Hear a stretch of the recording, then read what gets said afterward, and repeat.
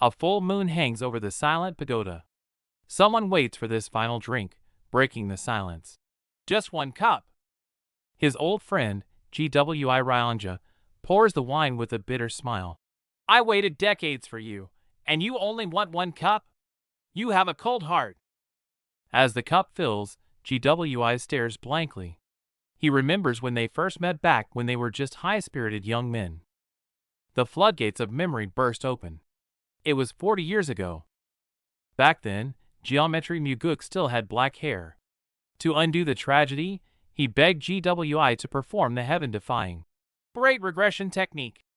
This was the GWI family's legacy, researched for generations. Powerful, yet practically impossible to execute due to its impossible requirements. GWI had given up because the 5 divine materials were impossible to find. But young Muguk just smiled.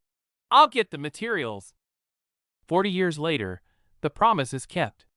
The Thunderbell of the Heavenly Wind cult, the Divine Dragon Incense, even the 10,000-year Carp Core, and the Demon Cult's supreme treasure, the Secret Dragon Soul, are laid out. Each one is a treasure worth dying for. Old GWI's hands tremble as he holds the bowl of Dragon Soul. He thought this madman had died long ago, yet here he is alive and holding the impossible. Faced with such priceless treasures, GWI admits he considered killing for them. But seeing the scarred Muguk before him, he can only sigh. For this very moment, the handsome youth has withered into a white-haired old man. What kind of hell did he endure over these 40 years? The question hits a nerve. The cup shatters instantly in his grip. GWI finally asks the ultimate question. Why exactly are you going back? One word. Revenge. GWI is baffled. Can he kill his enemy with his current godlike skills? Why go through the trouble of turning back time? At the mention of that name, Muguk's eyes surge with bloodless dash. Wamagi, the monster who will slaughter every supreme leader of the martial world. The Murim Alliance leader, the unorthodox ruler, even the invincible heavenly demon. All who stand at the peak will fall by Wamugi's hand. Atop a mountain of corpses and a sea of blood, only Wamugi stands. He is true despair, the insurmountable calamity of the era. GWI warns him it's suicide, but this debt must be paid. Muguk finally reveals the truth. The heavenly demon who died that day was my father. His old friend is stunned, but Muguk twists the knife. But I'm not going back to avenge that cold-blooded father, nor my bastard brother. It's because that beast spared no one. Servants, cooks, even innocent children. To stop this inhuman slaughter, I must return. Muguk lays it out cold. He's too weak now, so he must go back to kill his enemy. He wonders internally why such a powerful foe felt the need to slaughter children. Over drinks, the elder makes a solemn request. If the regression works, Muguk must come find his younger self in the past. The elder's eyes bulge with desperation as he makes a bizarre demand. Stop him from getting married. Clearly, that marriage was a mistake he regrets to his core. He begs to be left alone for life. Seeing his friend's deep regret, Muguk makes a solemn promise to save him from that miserable future. Time for the ritual. They arrive at the site, and the elder brushes off his missing eye and arm small prices to pay for the secret demon soul. Before the massive ancient bell, the elder opens a box. Inside floats a black sphere, the core artifact pulsating with raw, dangerous energy. The ritual begins. Blue energy coils around the bell like a living thing, tearing at space itself as the elder struggles to channel the power. Artifacts ignite, and a massive vortex forms. The elder squeezes his eyes shut, sweating profusely, as he barely holds the overwhelming pressure together. Runes on the floor blaze with light. A massive blast of energy envelopes the elder reality is cracking under the strain. Suddenly, a figure dives straight into the shattering vortex. The elder's eyes go wide with pure terror. This looks catastrophic. Against all odds, it works. The elder screams, "I did it!" Amidst the explosion, ecstatic that his lifelong obsession has finally paid off. Scene shift. Muguk is on his knees, coughing up blood, looking battered. The elder stares at the swirling energy, tension hanging thick in the air. Despite his injuries, Muguk apologizes. He swears again, driven by guilt and duty, that he will find GWI Ryanja in the past, no matter what. Facing the temporal storm, the elder declares this is family's legacy. Suddenly, he freezes. Pain shoots through him as his body locks up. The elder realizes his pressure points are sealed. He can't move. He turns to see Muguk, eyes glowing red with rage, demanding, "How could you do this?" The atmosphere freezes. Muguk stares at the elder, conflicted and betrayed, unable to believe that his trusted ally would go this far for power. Muguk snaps. He lunges at the elder, striking him violently. He screams, "How could you?" while delivering heavy blows, fueled by raw anger. After the beating, the elder weeps, admitting he lost his mind. Muguk cools down, seeing the damage, and instantly regrets his violent outburst. Muguk sighs, admitting he's just as selfish in his quest for revenge. The elder stares in shock, finally understanding the burden his friend carries. Bathed in warm golden light, Muguk gently touches the elder's face. "Thanks for waiting," he whispers. All anger fades, replaced by deep gratitude and farewell. The final test is in combat.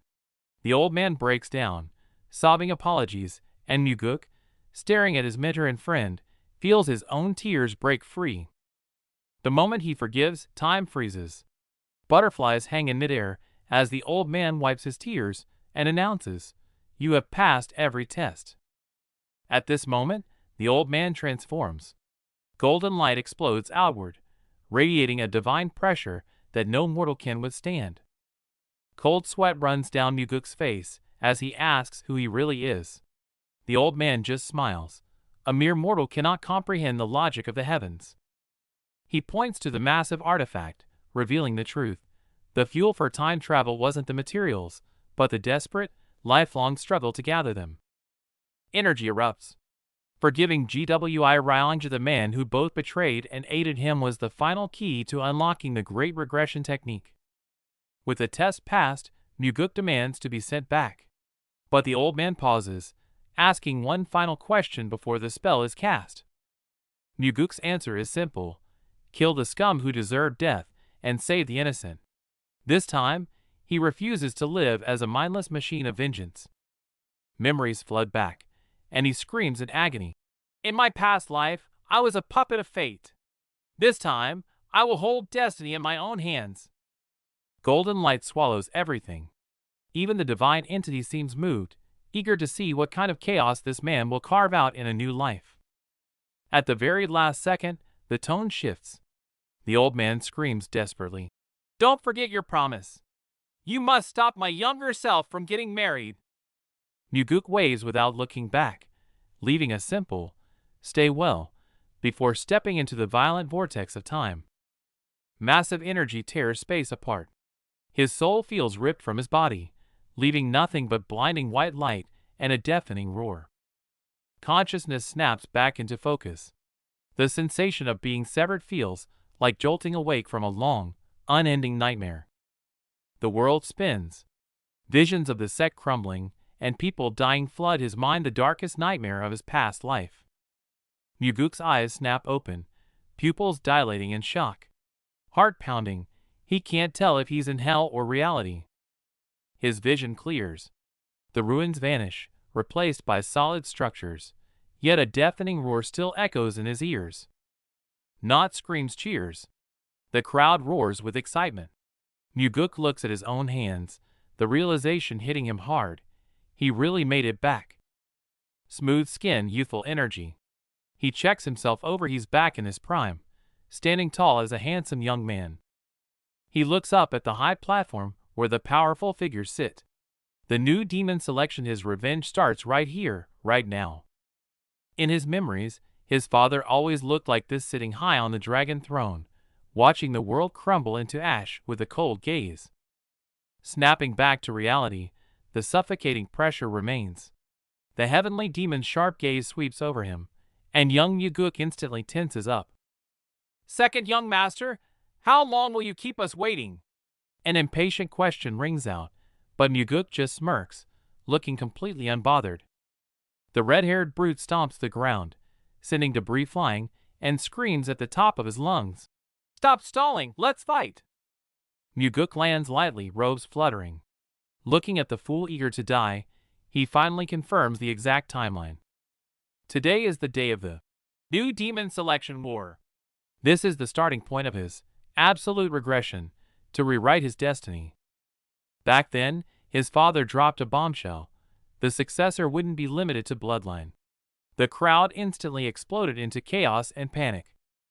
Only the strongest rules? The ambitious went mad. To claim the title of new demon, sect members slaughtered each other in a frenzy. "Surrender while you can still breathe, huh?" Gu Pyongyo grins viciously, holding a blood-stained blade. Back then, Muguk could only stand there in silence. In his past life, he thought he was chosen because he was weak, a sacrificial pawn for his brother. But now, he realizes it might not be that simple. That day, the despicable Gu Pyongyo bribed the cook to poison his rice. He lost miserably and went to his father, only to be met with dead silence. His father's eyes seemed to say, "You fell for such a cheap trick?" The shame drove him mad, and he completely fell out of the race for succession. The dark waters of memory recede. Muguk's eyes turn cold as he looks up at the screaming brute. "Hey, what did you say your name was?" Gu Pyongyo's veins pop with rage. "You dare ignore me?" Muguk casually picks his ear. "Oh right, Gu Pyongyo was it? This guy is the Blood Sword Demon's disciple. No wonder he's so cocky." Muguk glances at the high platform his father is watching. The old man knew about the poison all along. It's a test to see how he survives without internal energy. Since he can't reveal his future techniques, he'll have to put on his show. He thrusts his fist into the air and swears loudly before the crowd. "To deal with trash like this, I don't even need to use internal energy." The crowd goes absolutely wild. Jaws drop, and others marvel at his arrogance. With one shout, he's completely taken control of the narrative. Provoked by the taunt, the blonde brute takes the bait, roaring that he'll fight without internal energy too, while the crowd boos at the prospect of a boring brawl. With a roar, the brute charges. Even without energy, his blade is deadly sharp, shattering the stone floor with raw physical power. Muguk grips his hilt, testing this young, unfamiliar body. Despite the killing intent rushing towards him, he refuses to draw his sword. Then he drops a cold insult. "For someone like you, I don't need a sword." The sheer contempt drives the brute into a frenzy. The brute leaps, his massive axe cleaving the air. He aims to chop off the young lord's arm, but Muguk stands perfectly still, calm amidst the chaos. Whoosh! Muguk vanishes. His young body is faster than he remembered, blinking instantly behind his opponent. With a dull thud, the arrogant giant is sent flying like a ragdoll, tumbling violently across the arena floor. Muguk lands, feeling the fierce thump-thump in his chest. A smirk forms on his lips. This is the rush of youth. The brute scrambles up, furious at the boy's mocking smile, but panic starts to set and he didn't even see that counter coming. Before he can recover, Muguk strikes again. The brute clutches his face in agony, helpless against the storm of blows. Muguk's eyes are cold and merciless. His fist is charged with a suffocating killing intent, honed from a lifetime of war. Bam! The fist connects squarely with the brute's face. Bone cracks, and blood sprays into the air alongside flying debris. Even as the foe falls, Muguk doesn't stop. He mounts him, raining down punch after punch, venting 2 lifetimes of rage.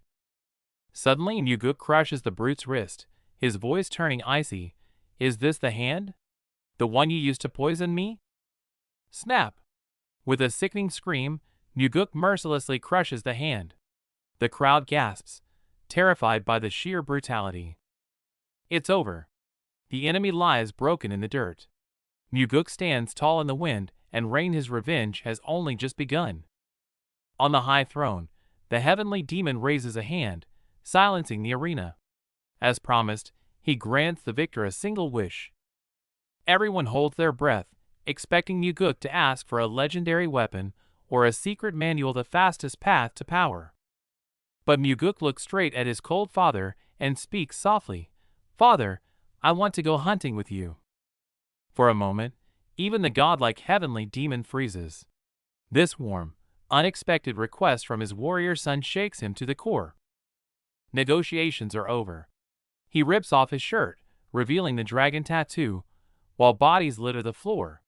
With zero hesitation, he commands, "We leave at dawn." Inside, the room is trashed, a testament to the violence. Outside, he stands calm in the falling snow, staring into the distance as if the carnage behind him never happened. Scene shift. A muscle-bound prisoner screams threats while being dragged away. The lead looks at him with pure disgust. Wasting a wish on this? What an absolute idiot. Dawn breaks, painting the sky purple. He stares into the mirror, touching his youthful face. The aimless past is gone. This is his second chance, and he's not wasting it. His old, weathered self stares back from the reflection. Thoughts turn to his nemesis, Wamugi. Rage bubbles up. If he could just find him now, he'd end it, but the enemy is a ghost. That enemy is a monster. Asking around now would be suicide. He crosses his arms, forcing himself to be patient. It's too dangerous to act yet. He needs a plan. Must get stronger. He clenches his fist until his knuckles turn white. Suddenly, a familiar voice breaks his concentration. "Young master? Great training session today." He spins around, eyes widening. Standing there is a massive, muscular woman, Leon, his guard. She beams at him, completely unaware of the storm in his heart. Looking at her, memories flood back. He realizes her massive frame isn't natural, it's the stone body technique. She sacrificed her body to become a living shield for him. In his memory, she takes a fatal blow meant for him, blood spraying everywhere. Back in reality, she blushes under his intense stare, confused. "Why are you looking at me like that?" He covers his face, guilt crushing his chest. He took her for granted, like air necessary but ignored. He never realized her worth until she died for him. He lowers his hand and looks at her properly. She's huge, bigger than he remembered, but his gaze is now filled with profound tenderness instead of indifference. Leon blinks, her innocent face framed by twin buns. She has no clue what's going on in his head, just looking at him with pure, unwavering loyalty. No one knows the cruel truth. Everyone said she would have become the world's greatest beauty if she hadn't sacrificed everything to protect him. In another life, she stands among roses, radiant and slender. But that future was stolen. She traded her beauty for strength, becoming fat in the eyes of the world. She always smiles like nothing bothers her. But deep down, she wept alone, hating her changing body, while he remained completely oblivious to her pain. She gave up everything to sit by his side, smiling over a simple meal. And how did he repay her? With coldness and neglect. What a scumbag he was. He snaps out of the past. His eyes lock onto hers with burning intensity. "Leon, I promise you one thing. I will cure the side effects of your technique." He quickly masks his emotions. "I'm fine." "Really?" Leon tilts her head, concern etched on her face. "You're acting really weird today, young master." He doesn't explain. Instead, he grips his sword, a dangerous smirk forming on his lips. "Come on. I'll show you something even stranger. Let's go cause some chaos." Night falls. Wuji and his guard Leon corner the servants, freezing the air with tension. Wuji stares down the head chef. "Why did you do it?" The old man feigns ignorance. Wuji names the specific poison. The panic-stricken chef instantly throws a young servant under the bus, blaming gambling debts. The chef begs for mercy. Wuji ignores the noise, asking cold-bloodedly, "Did Gu Pyongyo hand you the money personally?" The moment the old man admits it, Wuji strikes. A lethal lunge, blood spraying everywhere. Wuji looks at the screaming staff with pure disgust. A chef poisoning food, the ultimate betrayal of their craft. Head chef Lim kneels in the blood, gritting his teeth and taking full responsibility to stop the slaughter. A red-haired girl snaps, screaming about her father's guilt. Chef Lim shuts her down instantly to protect her. Wuji cuts through the drama. Bored with the theatrics, he orders, "Stop babbling and make me some chicken noodles." The chef is stunned. Walking away, Leon is confused. "My lord, didn't you just eat noodles a few days ago?" Wuji glances back, eyes heavy with nostalgia. To her, it's been days. To him, it's been 40 years. Dawn breaks with snow. Wuji, fully geared up, stands before the majestic heavenly demon pavilion. His father, the heavenly demon, frowns at the heavy gear. "Why the junk?" Wuji replies calmly, "Survival necessities." The heavenly demon sneers, "I planned for one day." Wuji fires back, "That's a naive dream you have there." Father and son step into the snowy mountains. The peaks loom vast and dangerous. The real trial begins. Deep in the forest, the heavenly demon speaks, "You're better than I thought." Wuji tenses. Did he notice the hidden power? Wuji confesses, "I was hiding my skills."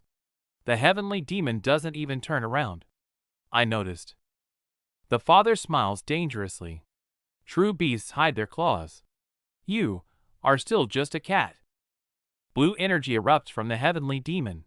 He interrogates, "So, how much of the crescent moon sword art have you mastered?" Muguk unleashes a massive blast of energy, the orange sword aura exploding through the snowy forest. "I've mastered it completely," he declares with absolute confidence. Carrying a massive rock, Muguk complains, "If I hadn't dodged, my face would be gone." "Did you even care?" The heavenly demon just replies coldly from above, "But you did master it." "My face looks like yours. A scar wouldn't suit it," Muguk jokes nervously. The father stays silent. Muguk breaks into a cold sweat, thinking, "Did I say too much?" Unexpectedly, the heavenly demon speaks up, "To master this at your age, you deserve praise." Muguk is stunned by the rare compliment.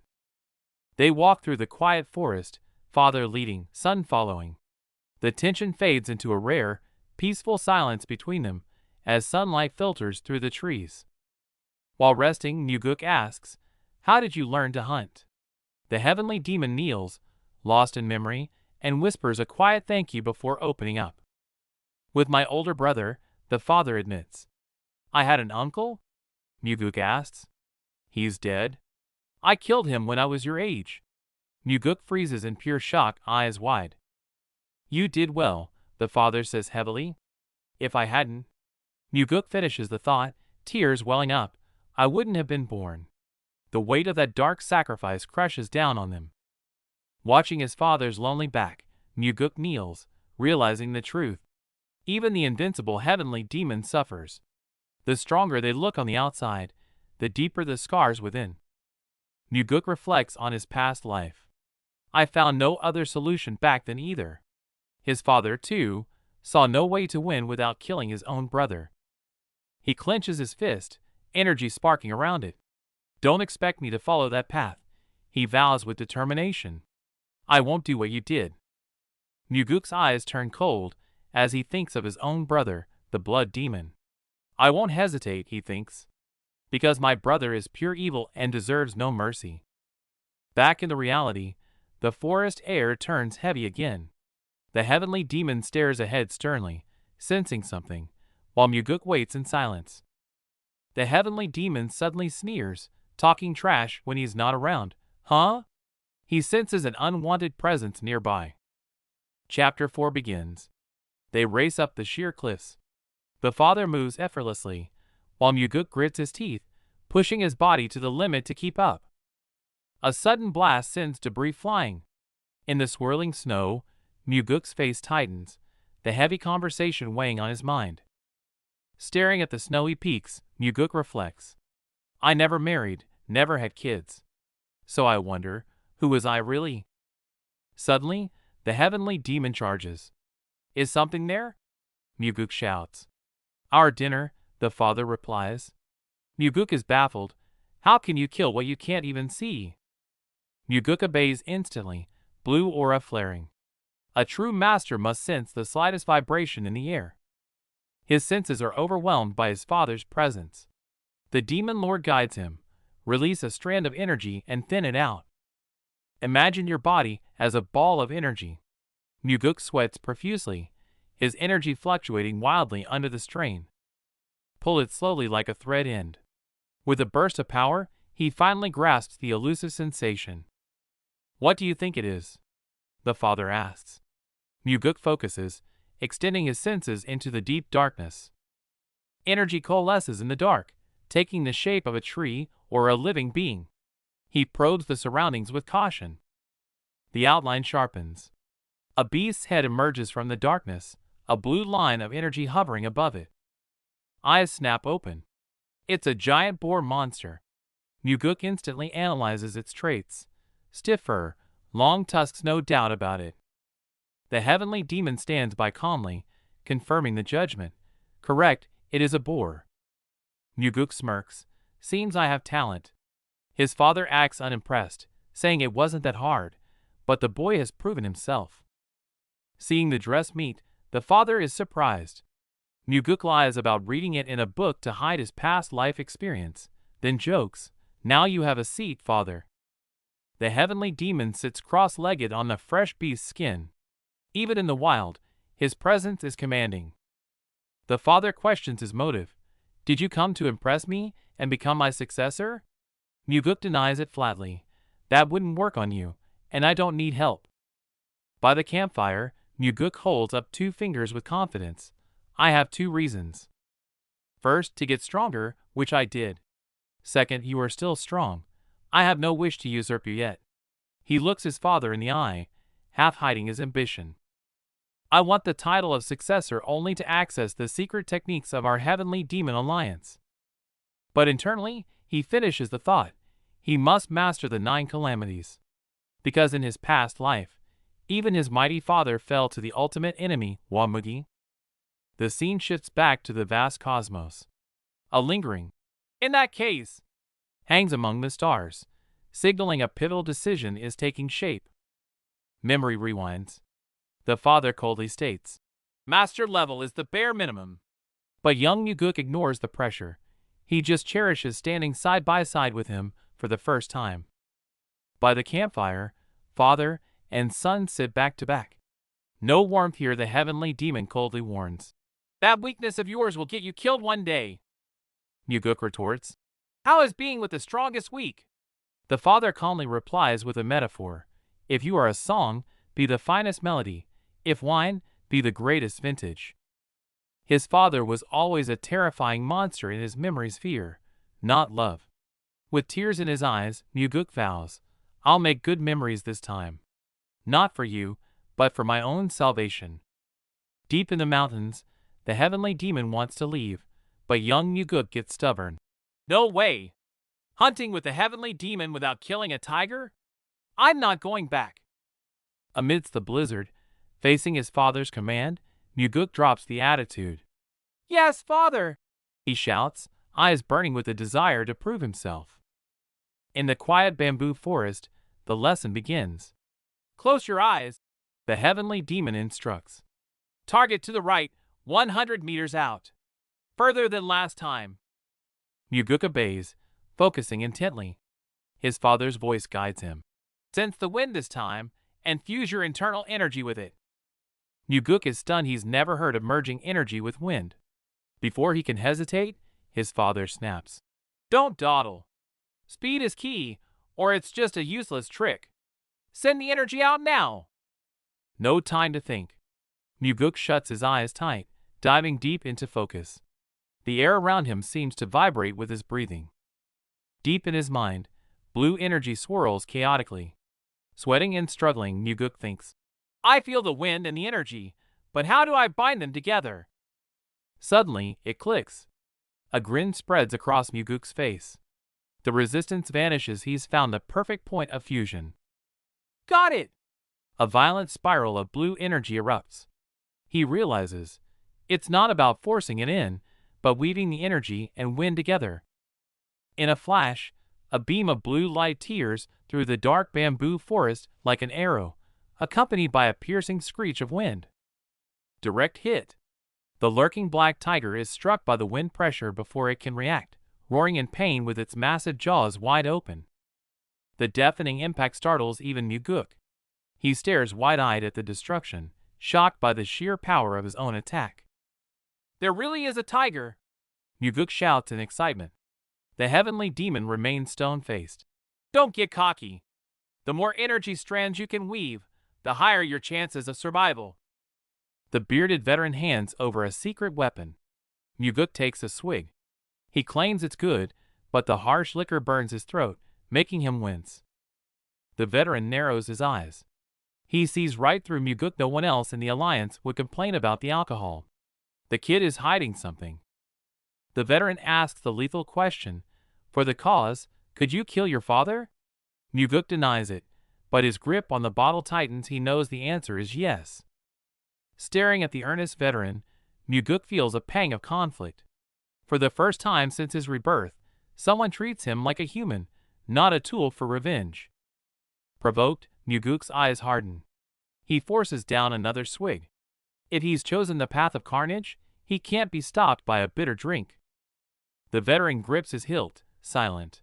Sparks fly into the night air, signaling that the peace is broken and violence is imminent. Chapter 5 begins. Under the night sky, the heavenly demon's palace looms silent and oppressive, like a sleeping beast. Drenched in sweat and wrapped in blue aura, Muguk finally breaks through. After hellish training, he can now control 4 energy streams at once. His eyes snap open. This technique is a cheat code. He can map his entire surroundings instantly. Even stealth is useless against him now. The thrill fades into dark memory. Muguk turns his back to the light, recalling the tragedy. Even his invincible father died within these impenetrable walls. Look at the palace defenses. 3 guard layers, 6 assassin squads. It's a fortress where not even a fly should be able to enter. Guarding the 4 directions are the demon lords. Slicing blades, crimson sabers, iron fists, and soul-stealing warlocks. Each a killing machine. It gets worse. The eerie faceless demon holds the northeast, while unpredictable drunken masters and inhuman monsters guard the rest. Poison masters and mad monks round it out. Muguk's eyes go cold. He realizes the truth. No one broke in. The rock came from the inside. Muguk reflects on the past. After his father's death, every single demon leader turned traitor instantly. But this time is different. Returning with memories of the future, he knows exactly how they lived and how they will die. He's deep in training, plotting his comeback, when a mocking voice interrupts the silence. Hey, piggy. Leon tries to hold the line, but gets knocked to the ground. Muguk steps out just in time to see his guard fall. He ignores the intruders for a second, scolding Leon for getting hurt. Under the harsh words, he's furious. He looks up to find the source of the trouble. Pyong, disciple of the Blood Heaven Sword Demon, looking down with disdain. A crowd gathers. To them, the title son of the heavenly demon means nothing anymore. They think he's weak prey. Pyong demands justice for his crippled junior. Muguk scoffs. So what? Do I look like his babysitter? The bald brute screams, veins popping, demanding an official apology. Muguk just stares back, amused. Muguk sees right through it. This isn't about honor. Pyong just wants to humiliate him to score points with his master. While the brute keeps rambling, Muguk cuts him off cold. Enough. You're the one who needs to apologize. Pyong freezes, his face twisting in confusion.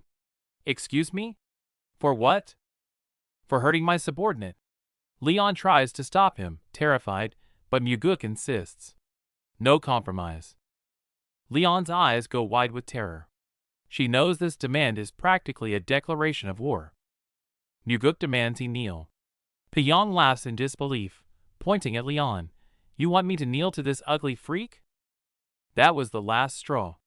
Muguk sighs, his voice dripping with contempt. Still barking, are we? The bald giant snaps, screaming he'd rather die than kneel. Wuji smirks, his eyes cold as ice. Die! As you wish. His hand locks onto the hilt, fingers tightening. The air freezes instantly. This isn't a bluff. He's ready to kill.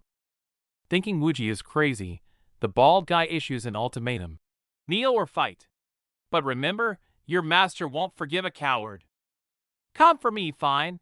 Wuji finally speaks, calm but deadly. But I will never let you insult my people. Leon watches, stunned. You'd kill me for that pig? The bald guy sneers. She's worth it. Wuji replies instantly. The blade strikes. Pyong goes berserk, swinging his weapon with wild fury. The sheer brute force threatens to tear the air apart.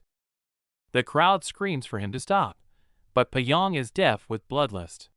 Like a beast, he lunges straight at Wuji. A dull thud, and debris explodes. The sword tip pierces through the dust, aiming straight for the kill. I'll take your arm. The giant leaps, slashing down. Wuji stands his ground, not even blinking. Boom! The massive impact sends a body flying, smashing into the pillar with bone-shattering force. The bald guy looks like a monster, his brute strength crushing down on the blade. Leon covers her mouth, tears welling up. Sparks fly as weapons clash. Wuji delivers his verdict coldly. Your filthy mouth refused to apologize, so now you pay. Fast. Too fast. Wuji becomes a blur, swooping down with a counterattack meant to tear everything apart. Slash. Blood sprays wildly. The blade connects perfectly. It's over. The sword energy clears, leaving chaos behind. Wuji lands smoothly, while the arrogant giant lies in a pool of blood. Blood sprays everywhere. The move was so fast the enemy dropped instantly, leaving only a cold smirk on his face. Seeing his partner slaughtered, the remaining thug sees red, screaming as he charges with a dagger to avenge his fallen brother. The muscle-bound thug tries to threaten him with consequences, but chokes on his words under Muguk's deathly cold stare. Instead of killing them, he delivers a chilling message. The sheer pressure sends the two goons scrambling away in terror. The scene softens. Seeing Leon's surprised face and teary eyes, Muguk's stone-cold heart finally cracks. Leon acts tough, claiming she killed for justice, not him, but her voice trembles as she mentions a terrifying name, the Blood Heaven Sword Demon. Surveying the wreckage, Muguk knows exactly who they provoked. A master even his father, the heavenly demon, would hesitate to cross. Since the line is crossed, there's no turning back. Muguk admits without regret, he crippled one disciple and slaughtered the other. While Leon panics, Muguk smiles, like a gambler, betting that the old monster cares more about profit than avenging a disciple. Memories flood back. Seeing how Leon used to rely on him so completely, a long-forgotten warmth wraps around his heart. The tenderness vanishes, replaced by burning ambition. This risky move isn't just about defense. It's a calculated strike to win ground in the succession war. The silly girl thanks him with a smile so bright it hurts. Muguk stays silent, the weight of his schemes heavy on his conscience. He plays the cool master, telling her to be grateful, but the moment he turns his back, he can't help but smile. Looking at that carefree face, Muguk silently vows that in this second life, he will never let blood stain that smile again. Under the high full moon, sitting alone in the pond, the humiliation of his past life, the sect's destruction, and his pathetic escape crashes over him. Those days were so hopeless he wanted to die. If not for revenge, if not for finding that defying regression technique, he would be nothing but dry bones. Phantoms of the past rise from the fire. The image of that red-haired boy overlaps with present hatred. Tears evaporate, leaving only steel-hard resolve. Finally, the terrifying figure from his memories descends with earth-shattering force. As the giant sword swings down, the legendary Blood Heaven Sword Demon bares his fangs. Berserk energy explodes instantly. With eyes glowing crimson like a demon from hell, this battle is destined to shake the heavens and the earth. Sweat drips down Jian Wuji's face as sparks fly. He realizes with a jolt, the enemy is too fast, and his current body might not be able to dodge in time. His mind knows the moves, but his body fails him. Drained of energy, Wuji collapses onto a rock, helpless as the white-haired elder's blade looms over him. The murderous tension breaks, and they sit side by side. Wuji coldly asks why, only to get a mocking reply, because the guy acted like a complete idiot. Wuji doesn't flinch, invoking his title as the heavenly demon's son. The elder smirks, then stomps the ground hard. The truce is over, violence is back on the menu. The elder issues a chilling threat. If I chop off your head and show your father, would he even care? Wuji doesn't blink, his gaze cold as ice. Can you really swing that sword when you picture my father's terrifying eyes? The words hit home. The elder freezes, sweating profusely, his confidence shattered by fear. The ground splits open with a deafening blast. Wuji points to the massive fissure, arrogantly declaring the lion's share for himself, leaving only scraps for the elder. Dust settles in the moonlight. Wuji looks down, his voice low but firm. I am his son, after all. I have to carry at least this much weight. The tables have turned. Wuji towers over the defeated elder with a devilish grin. Let's test it. If I bring your head back to him, do you think he'll kill me? You underestimate the old monster's paternal love. As Wuji speaks, the elder's grip on his weapon tightens, knuckles turning white, preparing for a final desperate move. A terrifying memory surfaces, the blood sword demon descending like a beast in the rain. Wuji steels himself. If it's a test of limits they want, so be it. No need to test. He has 2 sons, so he can spare one. But you're distinctly expendable. Wuji's words cut deeper than any blade, sealing the elder's fate. Covered in blood, the elder grins. You're certainly not an idiot like my disciple. Wuji sheathes his sword coldly. If he had half your brains, he'd still be breathing. My whole life has been bad luck. I hope we never meet again. The elder leaves with a bitter farewell. A rare tear traces Wuji's cheek as he whispers, I'll remember that. The elder leaps from the high wall, vanishing into the night.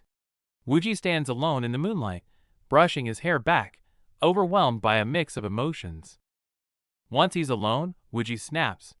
He smashes a boulder, and tears open his shirt to reveal old scars, screaming into the void. Damn, old man, why did you have to go this far? Rage subsides, and logic takes over. Wuji crosses his arms, analyzing his enemy. The blood sword demon looks like a brute, but he's actually meticulous. Every move is calculated.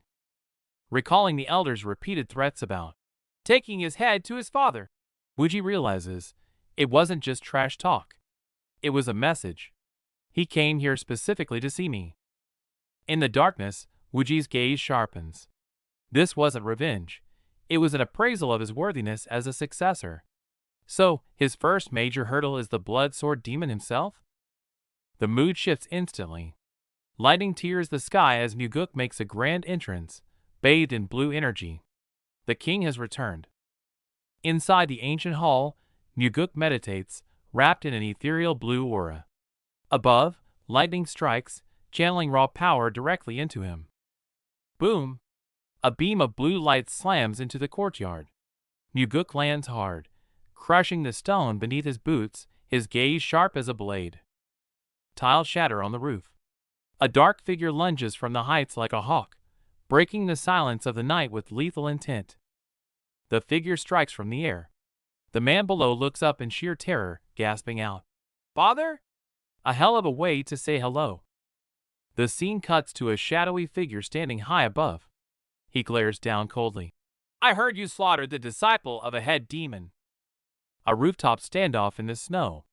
Muguk doesn't flinch. He got what he deserved. His father replies coldly. That's on you. But the red blade demon came to me.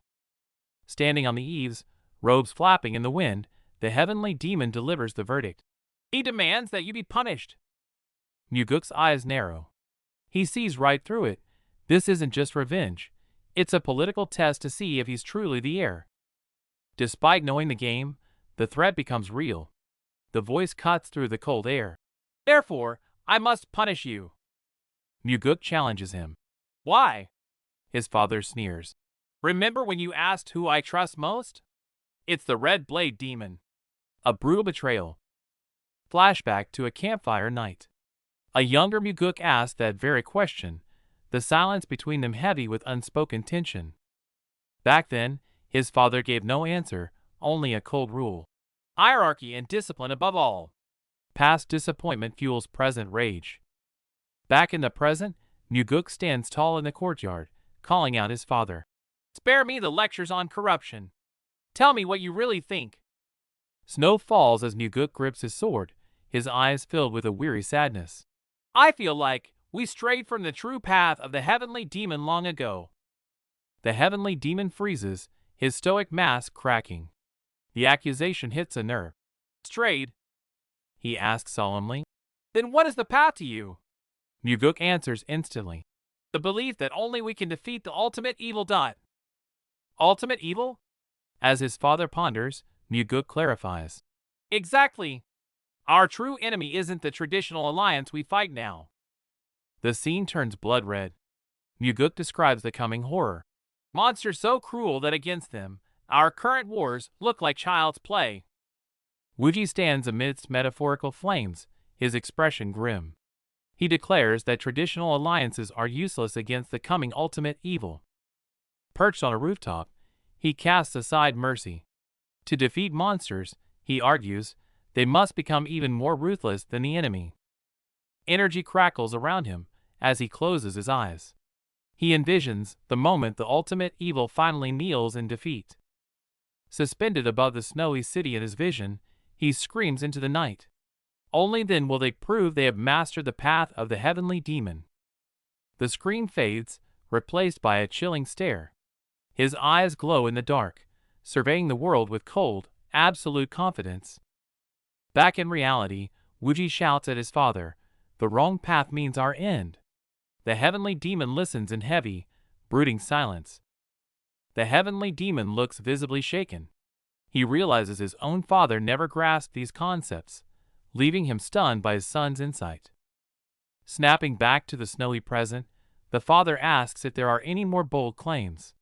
Wuji stands his ground, calm and finished. A sudden realization hits Wuji like lightning. He figures out why the blood demon insisted on this specific punishment. The heavenly demon admits it's a test orchestrated by others. Wuji analyzes quickly. They see him as either a successor or a threat. With no further explanation, the father turns his back. Follow me, he commands, walking into the dark, snowy mountains. As they venture deeper, Wuji gets suspicious. Then he sees the stone marker for the heavenly trial cave, and his blood runs cold. They stop before a massive, ominous stone gate. The entrance to the trial looms over them, radiating a suffocating aura of death. Wuji stares at the gate, recalling the horror stories. Half who enter never leave, their bodies lost to the darkness forever. He grimaces, noting that even his power-hungry brother wouldn't dare step foot in this death trap. He looks at his father in disbelief. The heavenly demon stays cold. I started this trial at your age. There is no other way. Wuji probes, how long did it take you to escape? The father pauses before answering heavily, 2 months. Wuji's jaw drops. If the legendary heavenly demon took 2 months, this isn't a trial, it's a suicide mission. The gate glows ominously as the father's voice cuts through the air. Did I not say I intended to punish you? Wuji plays the role of the betrayed son perfectly. Tears well up as he questions if his father is truly willing to sacrifice him. Muguk closes his eyes, a single tear falling as he forces a bitter smile. He asks his father if this cruelty is simply to make him stronger. But the sorrow vanishes instantly. He snaps his eyes open with an arrogant grin, vowing to clear this trial faster than his father ever did. The heavenly demon scoffs, looking down with sheer dominance.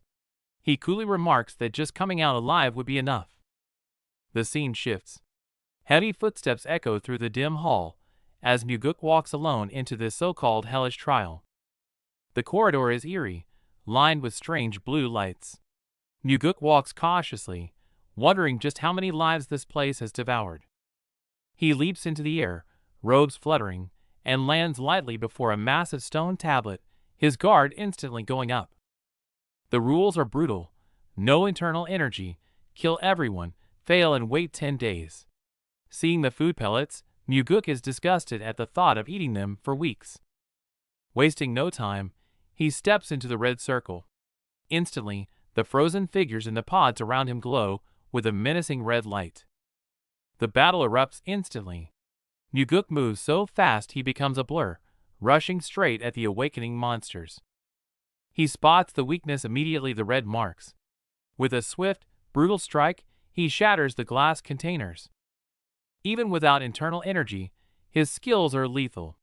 Muguk's eyes are cold as ice as he dives in like a predator. His sword dances through the crowd, wasting no movement, sending mechanical limbs flying everywhere. He is unstoppable. He is a living killing machine, executing chain attacks in midair and carving a bloody path through the horde. These metal hunks are tougher than expected, but Muguk grits his teeth, refusing to let a single enemy escape. With a powerful diagonal slash, a massive mechanical guard is cut down, leaving only a flickering red outline on the floor. Surrounded by debris, the last giant falls. The runes on the gate finally begin to react, signaling the path forward. It's not over yet. Muguk roars and stomps on the core beneath him, crushing any chance of the monster regenerating. Dust settles as Muguk stands panting amidst the ruins. That high-intensity rampage took a heavy toll on his stamina. He looks at the wreckage with relief. If he had lost focus for even a second, he would have been stuck eating pellets here for 10 days. Suddenly, he notices carvings on the floor. Desperate messages from predecessors. Success on the 9th try, no way out. This is the true hell. Muguk stares at the markings in the dim chamber, eyes widening in shock at his father's handwriting. He sneers at the insults to his ancestors, but his expression hardens as he faces a wall of ancient weapons. The vast array of weapons isn't just for show. He analyzes them closely, sensing a deeper purpose. The rules are simple. Split the boulder in 2 hours. He's allowed to use aura, but it feels like a trap.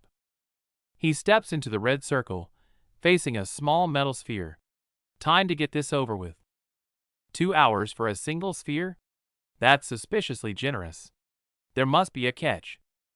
He strikes. Sparks fly, but a simple slash doesn't even leave a scratch. Fine, brute force it is. He unleashes his enhanced sword aura to split it open. He pauses. Passing the trial with brute force feels too easy, something isn't right. He stares at the sphere, wondering how others passed. Did they just hack away at it? He recalls past challengers. Wait, heat. Enhanced aura generates heat, which might be the key to failure. The rules say he can use aura, not that he must. It's a trap hidden in the wording. Using aura ensures failure. Realizing the trick, he attacks with raw physical force. It's useless. Even raw force fails. Time is running out, and panic starts to set in. Should he use his aura? No. He remembers his father split it without relying on brute strength. In his desperation, he closes his eyes and senses a strange blue energy pulsating in the air. His eyes snap open. There, on the smooth sphere, he sees an imperceptible line, a fatal flaw. It's not an illusion. The line forms a perfect circle. That is the key. No hesitation. He strikes with lightning speed, aiming precisely at the line. The blade cuts through perfectly. He roars in triumph, he's finally conquered the trial. Among the ruins, Muguk spots a purple orb floating inside a broken shell. His eyes widen in shock, he recognizes it immediately as the legendary demon essence pill. Muguk grips the purple pill tightly, his gaze cold as ice. This isn't just medicine, it's the key to rewriting his destiny. He calculates the risk. For a demonic cultivator, it's immense power, but strike it with sword energy, and it becomes a bomb. It's a reward meant only for the strong. Hands clasped, he carefully channels the energy, suppressing any heat. Memories of his father flood back, bringing tears to his eyes as he whispers, "Thank you, Father." He sits cross-legged, purple aura swirling violently around him. The stone pillars react to the surge, glowing with a mysterious light. The energy surges violently. Purple sparks crackle around his closed eyes as he becomes a vortex of raw power ready to erupt. With a deafening boom, purple light explodes like a nebula, levitating his weapon. Muguk snaps his eyes open, his gaze piercing and renewed. Violent purple energy spirals around him, yet he remains immovable. His eyes show no wavering, only the absolute calm of total control. The aura shifts to a brilliant blue. Muguk clenches his fists, a confident smirk appearing. Finally, true power flows through this body. Just as he gains power, a new trial begins. The stone tablet displays a cold rule: differentiate life and death. Fail, and wait 5 days to retry. Differentiate life and death? Muguk strokes his chin, staring at the red circle, pondering the nature of this bizarre trial. He steps into the circle, and a display case rises revealing 4 plants, 2 thriving, 2 withered. His eyes narrow. He understands the test now. So, I must distinguish medicine from poison. Muguk smirks internally, his doubt vanishing, replaced by absolute confidence. In his past life, he traveled the world and braved deep waters to find herbs for GWI Ryanja. When it comes to identifying poisons, he's a master. This is child's play. He reaches out calmly, certain of one fact: among these samples, only one is not a deadly poison. Without hesitation, he grabs the fresh green herb. The stone pedestal reacts instantly, rumbling as the mechanism activates. It's not over. To prevent luck from playing a part, the rules turn cruel. Novices must consume the herbs to prove their knowledge, a gamble with death. Muguk pinches a small leaf, examining it closely. Standing before the grid-covered pedestal, he scrutinizes the sample with the focus of a master healer. That's it? Is the trial over? He finishes his assessment, and silence falls. Suddenly, a subtle vibration rumbles beneath his feet. Having just survived the lethal poison test, Geometry Muguk stands before a gate glowing with eerie green light, barely catching his breath. The screams of other candidates echo in his mind. The poison was so potent some lost their hair, survival seemingly left to chance. He steps into the dark corridor, where the sign for the final trial looms. The illusionary trap of life and death, a place he dreads. The rules on the wall reek of blood: enter the red circle, and if you die in the illusion, you die in reality. Trauma from his past life floods back. Remembering the despair, he once swore to kill the creator of this trap if he survived. Fear lasts only a second as he recalls the hint: never rest. It might be his only lifeline. Space around him warps violently. He realizes the clues weren't just advice, but iron rules for survival in this hell. His vision snaps. The dark stone chamber vanishes instantly, replaced by a barren, sandy wasteland. Rough sand scrapes his cheek, a lizard scurries by. The sensory details are so real it makes his skin crawl. Muguk touches his face, trembling. The pain and suffocation feel terrifyingly real. Before he can adjust, a massive shadow and an army of the undead manifests behind him, radiating killing intent. Boom! He's knocked back hard. Skeleton warriors approach with blades drawn. Though fake, the pressure of death is genuine. A tide of rotting corpses surges forward, their malicious intent to tear him apart stinging his very skin. Facing certain death, a crazy smirk curls Muguk's lips. If the danger is real, then it's the perfect training ground. Cold steel flashes. His sword unsheathes instantly, slicing through the darkness in a vicious arc. His blade sweeps, heads fly, but the undead monsters feel no pain, throwing themselves at him relentlessly. Muguk fights with bloodshot eyes, but outnumbered. A sneak attack from behind slams into him with crushing force. Clang! Sparks fly as he grits his teeth, blocking a heavy strike that leaves his hands numb. Overwhelmed by brute force, successive blows smash him face down into the dirt. No chance to breathe. Countless blades descend, knocking him into the air like a ragdoll. He's hanging by a thread. Since the enemies aren't human, Muguk unleashes hell, plunging his glowing blade straight into the mob without mercy. The beast is sliced in two. Fueled by the demon essence, he finally cuts loose, reveling in the unbridled power. No time to breed axes, and spears rain down as an endless sea of enemies surrounds him completely. Trapped in a death circle, Muguk doesn't flinch. His eyes sharpen, waiting for the perfect moment to strike. A cold smirk curls his lips. Blue energy erupts around him. He's preparing to clear the entire board. A pillar of light shoots up. A devastating horizontal slash tears through the snowfield, faster than the eye can follow. The electrified skeletons keep charging blindly, unaware of the absolute destruction awaiting them. Boom! Sword energy erupts from the ground, instantly blasting the charging skeletons into shattered bone dust. Muguk stands amidst the debris. The area is cleared, littered with shattered ice and bone total domination. The tempo spikes, nothing but the sound of tearing flesh and splashing black ichor, suffocatingly fast. He moves like a meat grinder, sword dancing wildly, sending enemies flying with every unstoppable strike. Dust settles. Muguk scans the empty battlefield, muttering suspiciously, "Is that it?" Suddenly, he senses a stronger presence. A grin spreads across his face. It would be boring if it ended here. Sure enough, a disciplined undead army emerges from the dark. The pressure is on a whole new level compared to the fodder before. The real battle is only just beginning. Muguk will have to fight for his life now. They clash instantly. The enemies are absurdly strong. Muguk coughs up blood. This is a real fight. Don't stop! Muguk roars and charges back in. This is the first life or death battle that truly thrills him since his rebirth. The battlefield is chaos. Monsters swarm like a tide.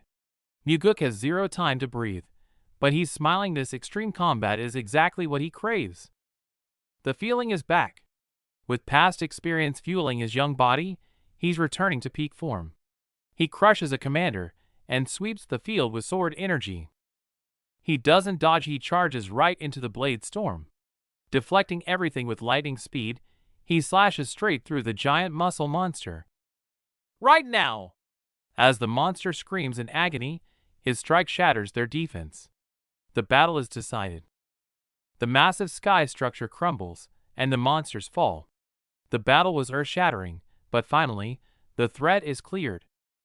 Dust settles, leaving only heavy breathing.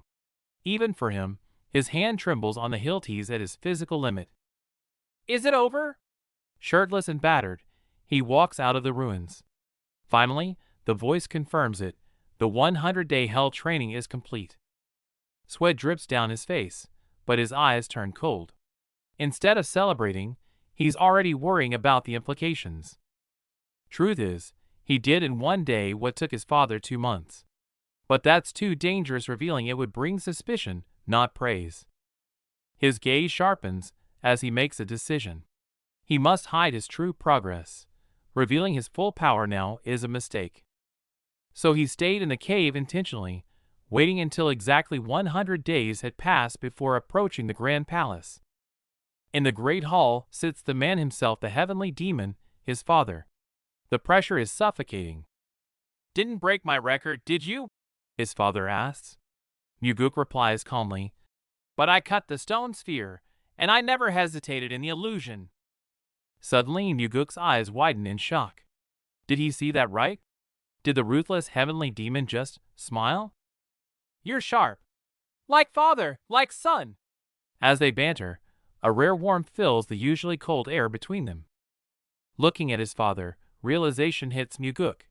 He sacrifices everything for the sect, but that doesn't mean he takes joy in losing his sons. A bearded strategist steps forward. He is the heavenly demon's absolute confidant and head strategist Sima Myung. Strategist Sima Myung turns his back, dropping a bombshell about discussing alliance matters. Wuji freezes. Why discuss top-level secrets with him? It's an order from the heavenly demon himself. Sima cuts to the chase. An anonymous tip claims corruption in the First Legion territory controlled by the Blood Heaven Sword Demon's brother. Dark clouds gather over the palace, heavy with omen. This mission screams internal war. It's going to get bloody. Seema's expression darkens. The last investigator was murdered. He locks eyes with Wuji and drops the hammer. This time, you handle it personally. Wuji's gaze turns ice cold. He knows exactly how this works. The guilty will kill anyone to bury their secrets. Being the demon's son won't save him. He could die. Glancing at the throne, Wuji realizes this is another life or death test from his cold-blooded father. Seema taunts him, asking about his grand ambitions. Wuji smirks, arrogance in full display. Talk to me when I'm the heavenly demon. Asked if he's scared, Wuji shrugs with a dangerous glint in his eyes. Since you put it that way, I'm in. Seema stares him down, brow furrowed, trying to read the young man. The silence is heavy, charged with unspoken tension. Whatever his father is plotting, Wuji resolves to crush this test. He turns to leave, then pauses. Something just crossed his mind. With death looming, he cracks a dark joke. Since I might die, how about a drink? Talk about nerves of steel. Cup in hand, Wuji teases that the strategist is actually worried. Seema stiffens, denying it instantly. I wouldn't go that far. Outside, a man named Seo Daryong introduces himself as the investigator. He's polite, but looks wound up tight. Wuji crosses his arms, scanning his new partner with a cold stare. Daryong wilts under the pressure, unable to meet his gaze. Wuji brushes his hair back, casually asking if Daryong is some kind of snack. The poor investigator's eyes bug out. He's completely out of his depth. Wuji strides off without waiting. Daryong scrambles to follow, clutching his papers, totally confused. We're leaving already? Daryong rattles off the stats. Go Dang, brother of the Blood Heaven Sword Demon, and elite commander for 8 years. Hearing this, Wuji dead stops. Muguk freezes mid-step, his boot hovering over the stone. He stands under the eaves with a heavy, contemplative look, burdened by unseen thoughts. He turns to the timid investigator, Seo Daryong, with a mocking sneer, asking if he's actually up for this. Daryong, despite his nerves, answers firmly, I am. Muguk stares him down with icy eyes, delivering a harsh dose of reality. It won't change anything anyway. Daryong insists on systemic change. Muguk steps closer, asking if he's afraid, but the bookworm grits his teeth and replies, Not at all. Muguk lets out a scornful scoff. Is that so? But do you know that the previous investigator... He trails off, his tone dripping with menace. Was murdered? The air grows heavy. That man was Daryong's mentor who taught him everything. This isn't just a job, it's personal vengeance. The weight of those words hangs in the air. Silence takes over, thick with suppressed grief and the tension of a storm about to break. Daryong takes a deep breath, wiping the hesitation from his eyes. His grim expression says he's ready to put his life on the line. Resolve hardened, the story moves forward. They officially step into the danger zone, ready to face whatever comes next. At the First Legion's gate, Daryong straightens his back and demands to see the commander, while Muguk trails behind, cool and detached. The guards aren't impressed. One sneers, mocking Daryong to his face. Special investigator? You don't look very special to me. No entry without permission. Daryong flashes the official warrant, trying to pull rank. The guards just stall, claiming they need to. Report to superiors, clearly blocking his path. The argument heats up. The guard drops the pretense, barking that their rules rule here. Daryong sweats, realizing his title means nothing to these thugs. Cornered by the hulking guards, Daryong shouts, Do you know who I am? Muguk, watching from the back, coldly mutters, Oh, they know. Boom. The ground erupts. Muguk skips the talking and unleashes his power, leaving the arrogant guards stunned and choking in the dust. Before they can react, Muguk crushes them under massive rocks. He commands them to lead the way, while Daryong stares in pure shock. They storm inside, leaving a trail of bodies. Daryong regains his confidence, waving his warrant and screaming at the defeated guards about jail time. Suddenly, a heavier murderous intent floods the air. A gang of thugs surrounds a bald giant who steps forward, roaring. Where did these idiots come from? It's Go Dang, the First Legion captain. His scarred face and savage eyes scream danger. Daryong freezes. This is the infamous butcher he's heard about. Daryong tries to stand his ground, warning them with his official title. Go Dang just looks at him like he's a joke, scoffing. Arrest us? I'd like to see you try. The bald giant roars with laughter, mocking the ant before him, but Jian Wuji just chuckles back, his eyes dancing with amusement. Feigning familiarity, the giant extends a massive hand, planning to crush the young man's bones under the guise of a greeting.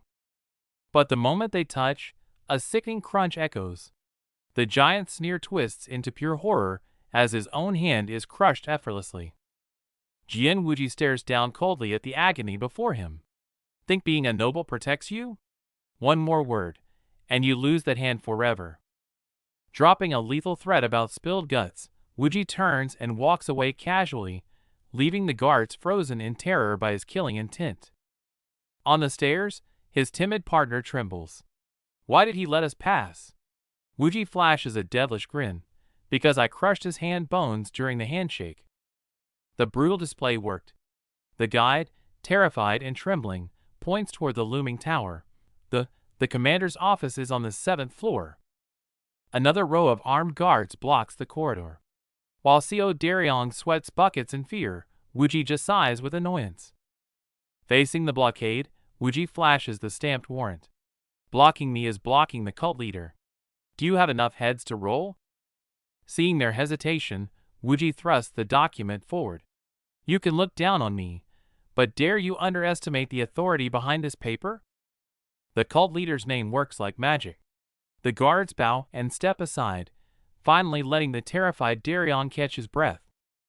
On the high seat, the white-haired elder waits with a fake smile. He apologizes for his rude subordinates, but his eyes gleam with cunning. Wuji remains calm on the surface, but alarms ring in his mind. This old man looks normal, yet a terrifying, unfathomable power surges within him. Facing the elder's lecture that ignorance is bliss, Wuji retorts sharply, "That's ancient history. In this era, only the smart are brave enough." The old fox plays the "I'm old" card, but Wuji presses on, targeting the sensitive topic of power. How did you end up here? Were you punished? Wuji suddenly drops a bait. We're here because of a small mistake too. The elder's calm facade cracks instantly, eyes widening in shock. The elder fishes for info about the anonymous letter. Before Wuji can dodge, his panicked partner Daryong blurts out, "Yes, it was the anonymous letter." Confirmed, the elder switches to victim mode, sighing about being slandered. Wuji watches the performance with a cold, hollow smile. I thought we were close. The elder grips his chair tight. Wuji cuts the act. Stop pretending. Isn't the blood heaven sword demon backing my brother? Exposed, the elder laughs and claims neutrality from his brother, promising full support. They exchange smiles, sealing a pact of mutual deception. The elder smiles falsely, offering a place to stay with a veiled threat. Wuji doesn't flinch, countering with a sharp "I'm quite worried about you too." He gives the old fox no room to breathe, cutting straight to the point. You mean, like the previous investigator who was murdered? The air freezes instantly. The elder laughs it off, claiming he's just worried about the cult leader's son. Wuji, tired of the act, offers a cold thanks and leaves. Turning his back, Wuji's fake smile vanishes instantly. His eyes turn ice cold as he calculates his next move. He reveals the truth to Co. Daryong.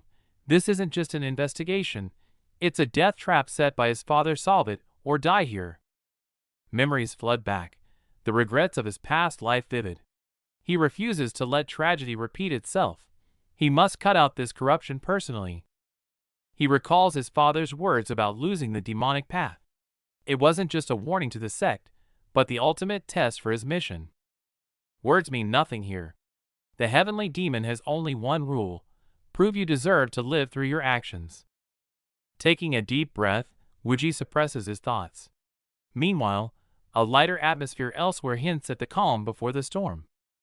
Night falls, marking the start of a new chapter. Wuji stands like an unsheathed blade, ready to pierce the darkness shrouding the branch. The next morning, a dead crow hangs in plain sight. The crowd erupts. It's a naked provocation and a gruesome threat. Facing the accusations, Wuji watches coldly, instantly pinpointing the loudest complainers, the very same guards who blocked them earlier. Suddenly, a towering figure storms in with fury. Jang Ho, commander of the 3rd Demonic Corps, finally reveals himself. Jang Ho roars at the dead crow, demanding to know who's responsible. Wuji stands calm, watching the outburst like it's a show. Wuji retorts calmly, "Someone threw this on my bed first. I thought it was just your local cultural tradition." His words choke Jang Ho's rage. Before the big guy can react, Wuji smirks. "Since you're here, I'll start the investigation with you." Jang Ho is stunned as Wuji barks orders. "Hand over all financial ledgers and operation records." The commander turns red with rage. "Who do you think you are?" "Because I said so." Wuji's eyes flare with intensity, his sheer presence choking the scream right out of Jang Ho's throat. Henchmen try to intervene, but Wuji stomps the ground, shattering stone. "You want to fight? Obstructing this investigation is treason. Think carefully." Awed by this ferocity, Jang Ho grins savagely. "You got guts, kid. Fine. Let's see this through to the end and see who breaks first." Inside the pavilion, the air is heavy. Commander Jang Ho and the protagonist sit in silence, the tension thick enough to cut with a knife. The protagonist drops the act, asking the old commander how long he plans to play dumb, then bluntly accuses him of sending the anonymous letter. Seo Daryong is stunned, but Jang Ho doubles down, his face darkening as he feigns ignorance and demands an explanation. Jang Ho's grip tightens, his cover blown. The protagonist exposes his deliberate act from yesterday, forcing the veteran to admit the truth.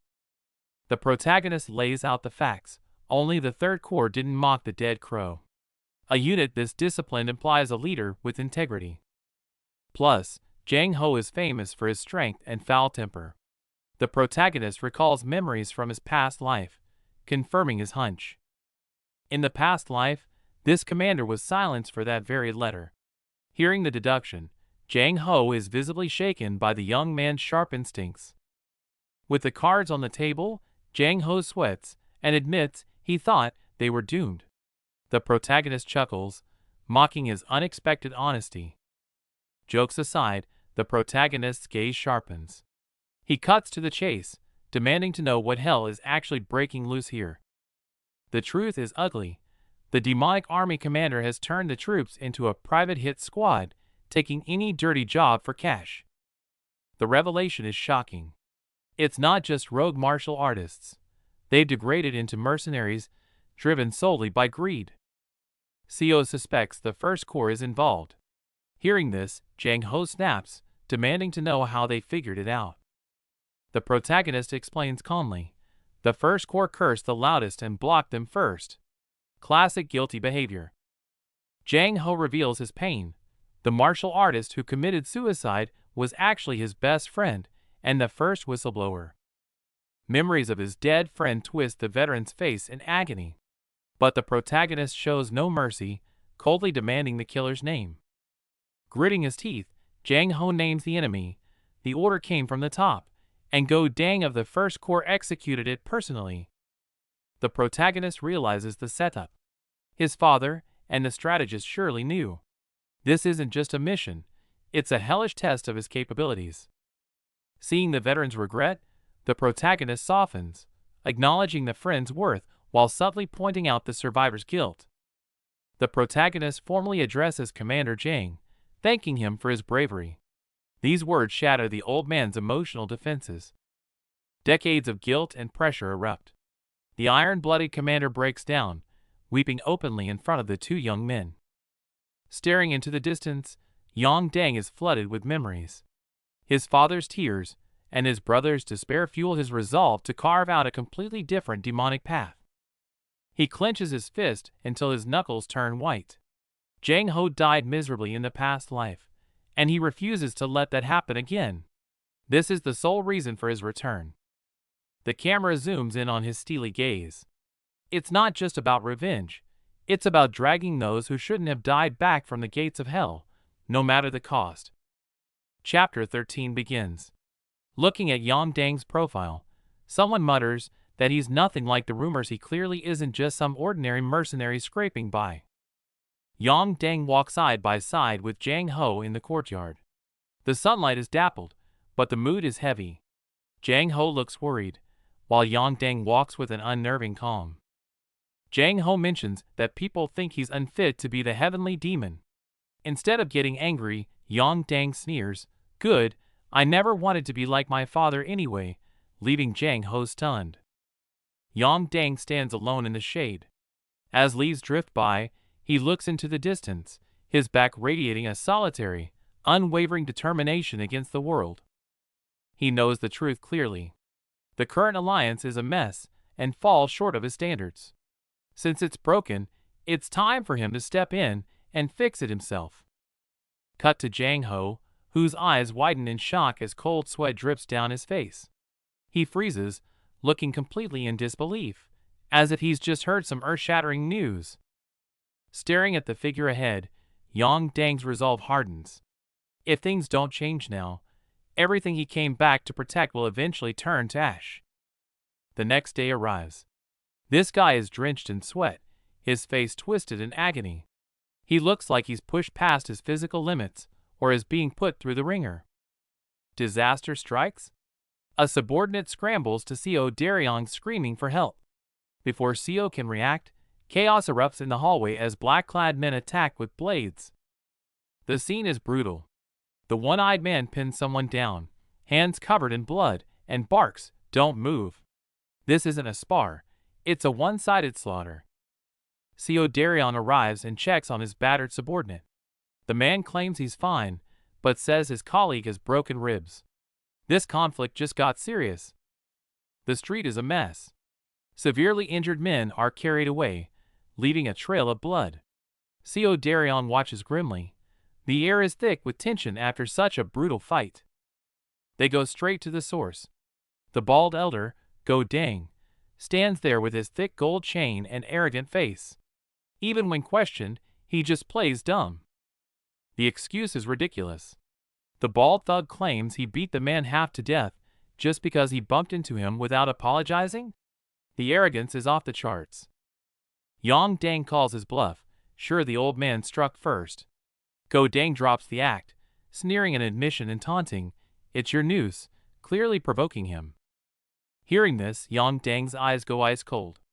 The background seems to freeze as he stares him down, likely signing the old fool's death warrant in his mind. The elder interrogates the dark-haired officer about murdered allies, but he plays innocent, blaming it on a bar fight. The bald brute smirks arrogantly, complaining that no one respects the army anymore. The mood flips. The officer drops a death threat, leaving the bald man sweating bullets, visualizing his own demise. Scene shifts to bodies on the floor. A brutal cleanup just happened, and the air reeks of violence. Muguk mocks the bald commander, calling him an idiot stuck in a loop, oblivious to his impending doom. One step forward, and the sheer pressure makes the henchman freeze in terror. 9 against 1? Muguk turns his back on the mob, mocking them for hiding behind numbers. The bald captain holds up his bandaged hand, making excuses about an injury to mask his fear. Muguk adds insult to injury, raising his left hand. "For you, I won't even need my right." Doors shut. Muguk declares this is strictly between them. He's locking them in for the kill. The bald brute snaps and draws his blade, while observers analyze the odds, unaware that confidence won't save him. Time seems to freeze. Muguk steadies his breath, his eyes calm and devoid of fear. Flash of steel. Muguk draws his sword, and a terrifying killing intent floods the room. Boom! A massive impact sends a body flying before they can even scream. The hall is getting trashed. The bald captain swings his massive blade like a madman, shattering the floor. But the clumsy strikes can't touch Muguk. He weaves through the debris as if taking a stroll. The blade misses by an inch. Muguk sidesteps, leaving an afterimage. His speed is unreal. Counterattack. The bald captain howls in agony as blood sprays a direct hit. Not done yet. Muguk slams him into the ground with an overhead strike, sending his minions into a panic. With the boss down, the minions swarm in desperation, but Muguk stands his ground, unfazed. The traitor screams master, in desperation, but it's useless. Swordless eyes are cold as ice. Silence. With a dull thud, the fight ends. He stands tall amidst the ruins, bodies at his feet. The ambush turned into a slaughter. The survivors are terrified, begging on their knees. But Swordless delivers the verdict: death to those who betray the alliance. He looks down at the crawling leader like a bug. There is no pity in those eyes, only absolute disdain. He questions their conscience. Did you care about the families you destroyed? Obviously not. The old traitor breaks down completely, crying with a face full of snot and blood. Please forgive me. Silence. Swordless stomps down, brutally cutting off the worthless apology. The stomp is brutal, leaving the bystanders in shock. Swordless is bleeding, but his ferocity terrifies everyone. He drops a cold line: "You shouldn't be asking me for forgiveness. The dead don't need apologies." After the slaughter, his mind drifts. The memory of a gentle lute melody offers a brief respite for his frayed nerves. A dancer in red moves in the golden light, a beautiful memory of the past. But this moment of warmth is fleeting. Back to reality. The High Command discusses the slaughter casually, ready to sacrifice Gu Deng as a scapegoat. Swordless confronts the white-haired elder directly. He followed your orders, and now you pin it all on him? The old fox tries to cut a deal. I know you're investigating, but you killed someone too. Let's just close the case here. Swordless pretends to agree but drops the hook. I'd love to close it, but there's a problem: I have no evidence. He reveals his true target. I need that external funding document to close the file. This is checkmate. The elder falls silent. He knows he's been outplayed and has to hand over the evidence against Gu Deng. Just as the tension peaks in their silent standoff, the timid partner bursts in, completely confused. Swordless instantly switches masks, feigning innocence. I'm just here to check on the wounded. Why so nervous? He even brought the royal medic, cementing his good colleague act. Everyone is completely fooled by this move. To sell the act, Yang Deng brings in the alliance's best physician. He spares no expense to save a mere foot soldier, making a public spectacle of it. He feigns desperation, begging the doctor to save the man. As others look on with gratitude, he switches to a stoic silence. A perfect performance. Outside, Yang Deng briefs Seo Daryong. The commander's orders are clear: pin the corruption on Go Deng and close the investigation immediately. Seo is shocked by how easily the higher-ups discard their own. Yang Deng remains cold. He knows that once a pawn loses its value, it's replaced instantly. But this is exactly what Yang Deng wanted. A hunter's glint enters his eyes. The bait is set, and now he just waits for the big fish to swallow the hook. When Seo asks what to do next, Yang Deng simply says, "Drink with me." The tension breaks, and a smirk crosses Seo's face that sounds like a plan. The next morning, the rail work begins. The desk is piled high with documents handed over by the enemy army, every single page a potential death sentence. Yang Deng flips through the murder contracts and checks, smiling coldly. Go Deng took the bait. Now, Yang Deng demands they bring him the smartest soldier from the First Corps. To buy his men time to find the target, Yang Deng decides to head out himself. He'll pay Gu Qianyang another visit, just to keep them distracted. At the palace, Sima Myung is ready to celebrate the new evidence. But Yang Deng cuts the celebration short with a cold warning. It's not that simple. Sima Myung freezes. Yang Deng points out the flaw. The enemy handed over the evidence too easily. If the source is questioned, the entire investigation collapses. The old strategist catches on quickly. To cover their tracks, they need to stage a massive, noisy investigation to make it look like they found the evidence themselves. Yang Dang feigns annoyance, claiming it's just a formality. Sima Myung agrees and clears the way, giving Yang Dang the authority he needs to execute the real plan. Back in the shadows, Yang Dang reveals his true intent. He doesn't need secret documents. He just needs a handwriting sample to spring his trap. The soldier, Gu Yang, trembles in the chair. Yang Dang crosses his arms and drops the hammer immediately. "You forged the documents I received, didn't you?" The soldier desperately denies everything. Yang Dang doesn't use force. Instead, he lowers his voice, feigning empathy. "I know you were just following orders. Just be honest." Seeing the soldier sweat, Yang Dang strikes at his core fear. "You're afraid, aren't you? Afraid that if you talk, Commander Go Dang will silence you permanently." Then Yang Dang drops the bomb. "You can go." The soldier freezes in shock. Yang Dang acts noble, claiming he has no interest in torturing a loyal soldier. Just as relief sets in, Yang Dang delivers the fatal blow. "But ask yourself, if you walk out of here without a scratch, will your suspicious commander believe you kept your mouth shut?" Yang Dang looks down at the broken man with a chilling smile. "He'll think you talked. And you know exactly what he does to traitors. Your only chance to live is right here." The traitor breaks completely, sweat pouring down his face, silenced by sheer terror. Scene shift. The investigation points to the top. Evidence confirms the army commander ordered the hits. The timid official worries. They dealt with the henchman, but arresting the army commander seems impossible. Since arrest isn't an option, Muguk offers a brutal solution. He'll just kill him. The official panics. Touching the commander means facing his brother, the terrifying blood heaven sword demon. Plus, a legal battle is a trap. They'll fake evidence, find scapegoats, and silence every witness. Muguk finds the loophole. If the target dies while resisting arrest, justice is served without the mess. As for the revenge, Muguk is calm. He knows the demon brother couldn't care less about family ties. Action time. Muguk heads out immediately, leaving the stunned official behind. Cut to the commander's lair. The old fox thinks he's in the clear, sharing a celebratory drink with Muguk. The old man acts sentimental, but Muguk smiles coldly, internally counting down the seconds to his death. As the wine pours, the vibe shifts.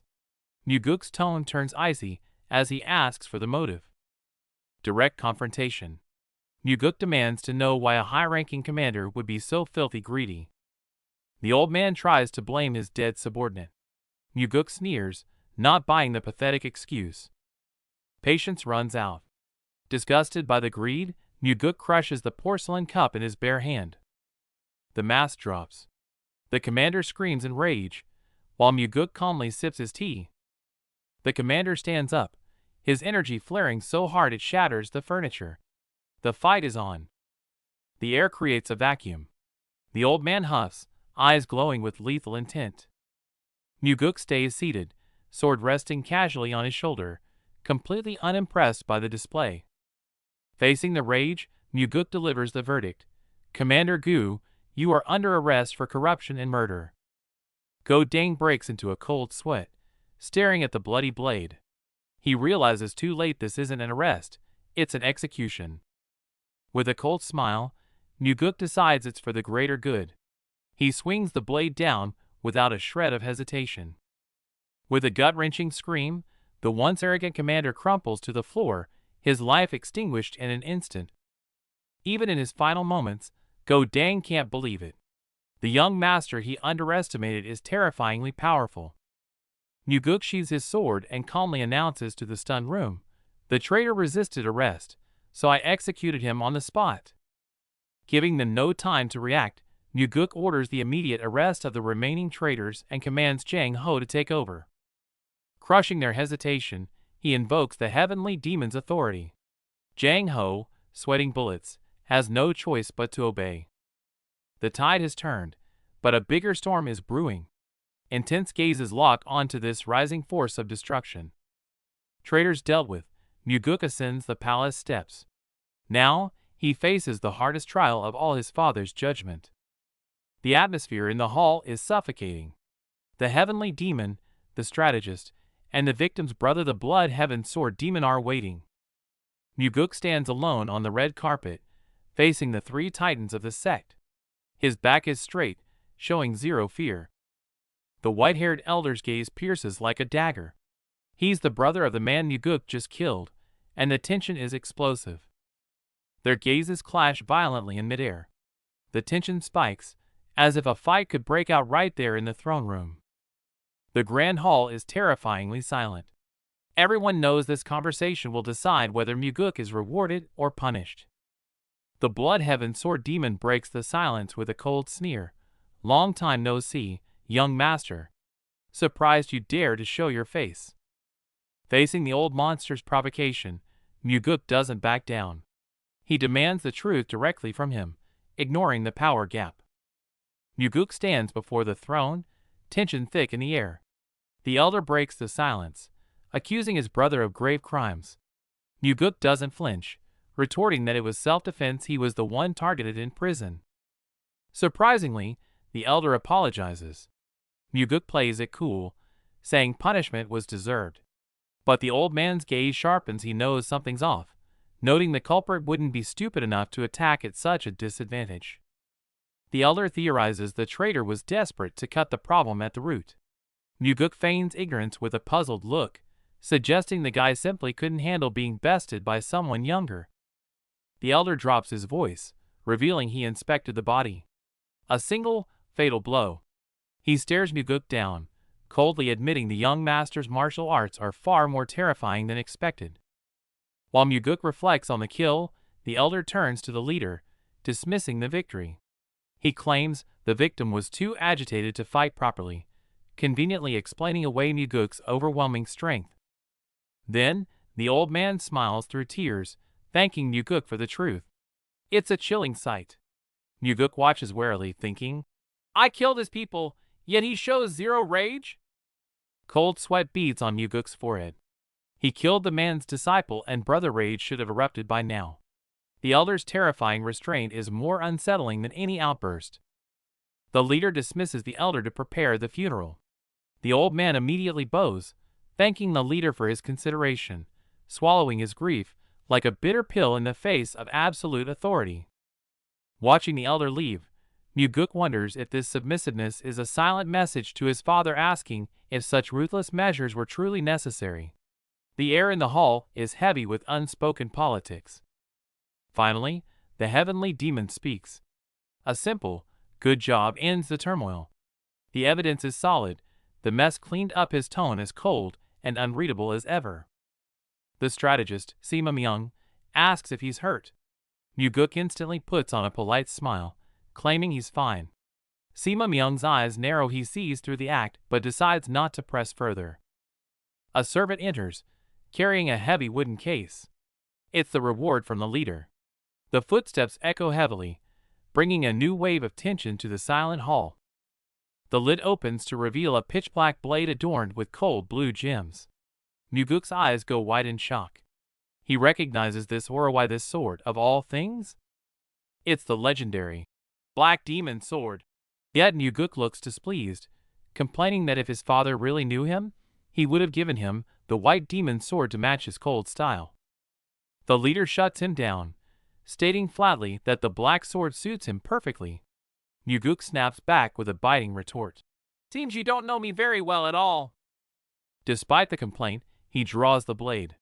Instantly, a bone-chilling cold erupts, the sound of the steel slicing through the air like a blizzard being unleashed. Even Muguk is stunned. He hasn't infused a drop of energy, yet the sword radiates a terrifying, freezing aura on its own. It's a true monster of a weapon. A smirk plays on Muguk's lips, he likes it. Watching this, Sima Myung glances at the stoic leader, wondering if the terrifying father is actually feeling a twinge of pride seeing his son happy. Muguk sheathes the blade, humbly claiming the reward is too much. The strategist denies it, citing the gravity of the rebellion. The leader then turns to Sima Myung with a heavy question. Did you expect him to handle it this perfectly? Sima Myung admits he thought survival would be luck. Muguk cuts him off, eyes burning with confidence. I know that's not true. You sent me because you trusted me. A moment of unspoken bond passes between them. Muguk's heart sinks. His father knew everything: the forbidden arts, the demon pills, and even that the corrupt commander would die by Muguk's hand. He grips the sword, realizing its true purpose. It's a warning from his father to the Blood Heaven Sword Demon. I acknowledge your service, but do not stain my son's name. Images of destruction flash through his mind. The sheer weight of the sword signals the violent storm about to break. In the great hall, Muguk clenches his fists and bows deeply. The heavenly demon stares at his transformed son, complex emotions silencing him. Regaining his composure on the throne, the heavenly demon waves a cold hand. You can go now. It is a dismissal, but also a silent seal of approval. He steps out into the sunlight. A servant offers rest, but Muguk's eyes remain cold. He knows the old man is waiting for him. As expected, the white-haired elder drops into the courtyard. Muguk looks down with a sneer. He knew this confrontation was inevitable. Tension spikes. The old man sits casually, gripping his sword. It's unusually hot this summer, he says, every word dripping with lethal intent. The mask crumbles. The old man's face twists in fury against a backdrop of flames. You bastard! How dare you ambush and kill my brother? Rage consumes him. He vows to tear Muguk apart as an offering to his brother's grave. The imagery of withered flowers signals impending death. His killing intent manifests as a savage beast, baring its fangs and ready to devour Muguk in an instant. After the outburst, the old man cackles maniacally. He slams a massive weapon into the ground, staring at Muguk with pure provocation. Muguk fires back through the rain without flinching. You senile old fool. You trample the sex laws just for your corrupt brother? Instead of fear, Muguk smiles coldly. If you had just said that, I would have responded sooner. The old man freezes, stunned by his composure. The elder stands on the ledge laughing maniacally, while Muguk smirks below. Bystanders watch in horror. It's a standoff between two monsters. The killing intent vanishes. The elder sighs, blaming Muguk for being too harsh. Muguk replies calmly, I tried to end it cleanly. They sit side by side like old friends. The elder admits his brother crossed the line. No, Muguk corrects him. For him, limits didn't exist. Muguk asks why he let the corruption slide. The old man stares at the sky, resigned. He wouldn't listen to me. Perhaps I'm not so innocent either. Finally, the old man reveals the chilling truth. When I heard he died, I honestly felt relieved. At least now, he won't stand in my way. Wuji scoffs internally at the old fox's honesty. As they sit in silence, the elder suddenly softens. I understand how you feel. The elder flinches, shocked by Wuji's response. Wuji stares back calmly, twisting the knife. After all, if my brother died, I'd probably feel the same. Sweat beads on the elder's forehead as he admits, I'd be relieved not to kill him myself. Wuji watches the coward, his gaze ice cold. Back on the steps, the elder turns, his eyes heavy with age, asking cryptically, who do you see when you look at me? The elder's gaze drills into Wuji. Deep in those cloudy eyes lie decades of schemes, and a weakness never shown before. Without waiting for an answer, he turns his back. It's going to be chaotic this year. Luckily, I don't care. He storms off, leaving a resolute silhouette. Looking up at the sky, he calculates. Did the old man truly let go of hate, or did he just accept his fate like bad weather? No use overthinking.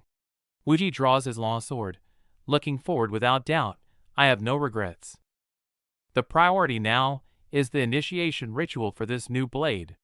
He must conquer it to wield it properly. Top-tier weapons have souls.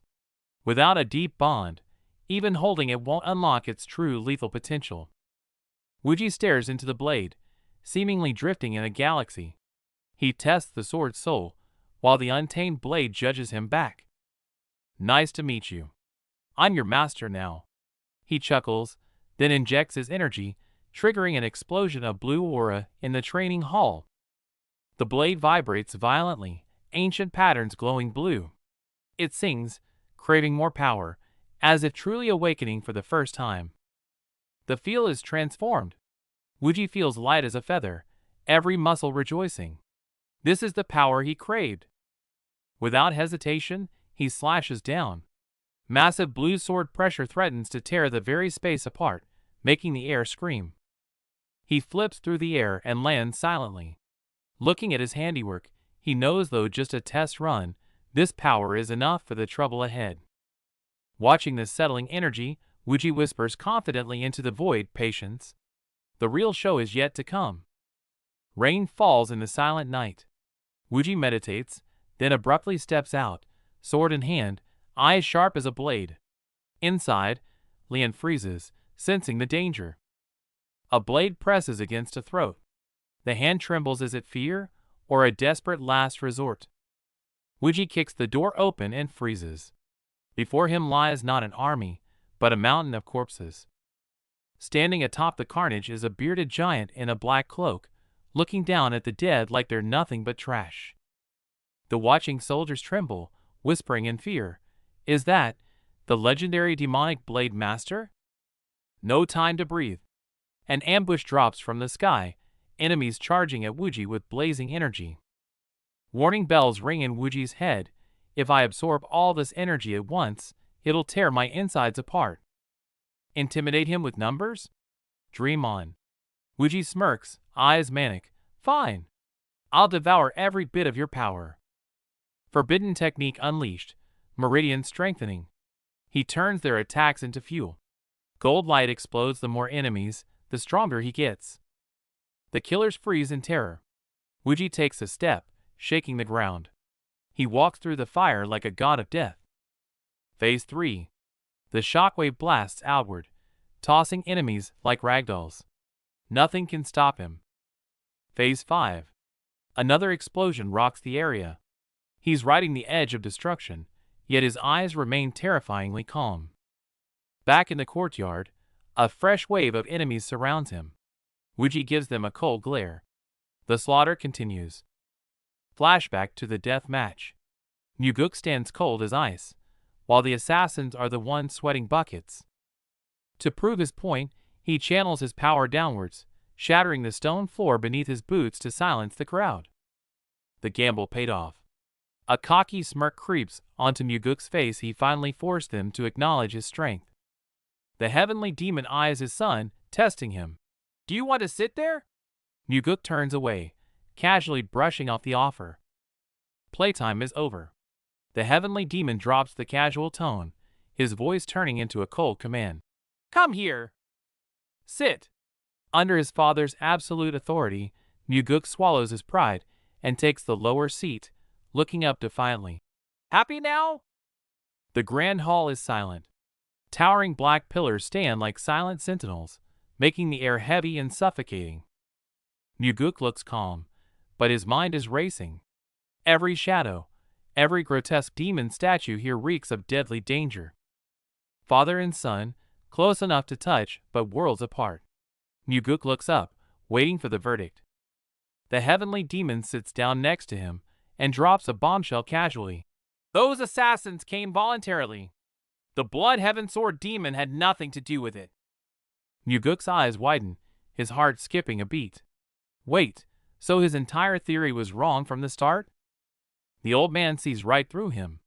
The heavenly demon stares into his son's soul. You're shaking. You were terrified back there, weren't you? Muguk's hand grips the fabric so hard his knuckles turn white. He wants to deny the fear, but his body betrays him. He finally breaks. If we fought, I could have died and lost the throne. In that moment, Father, all I could think about was you. The crimson demon mask symbol burns bright on his chest. It's not just a symbol of power, it's a suffocating chain of destiny. As Muguk questions his own weakness, the heavenly demon offers one last piece of advice. Don't look back. Don't hesitate. Just keep moving forward. Muguk falls silent.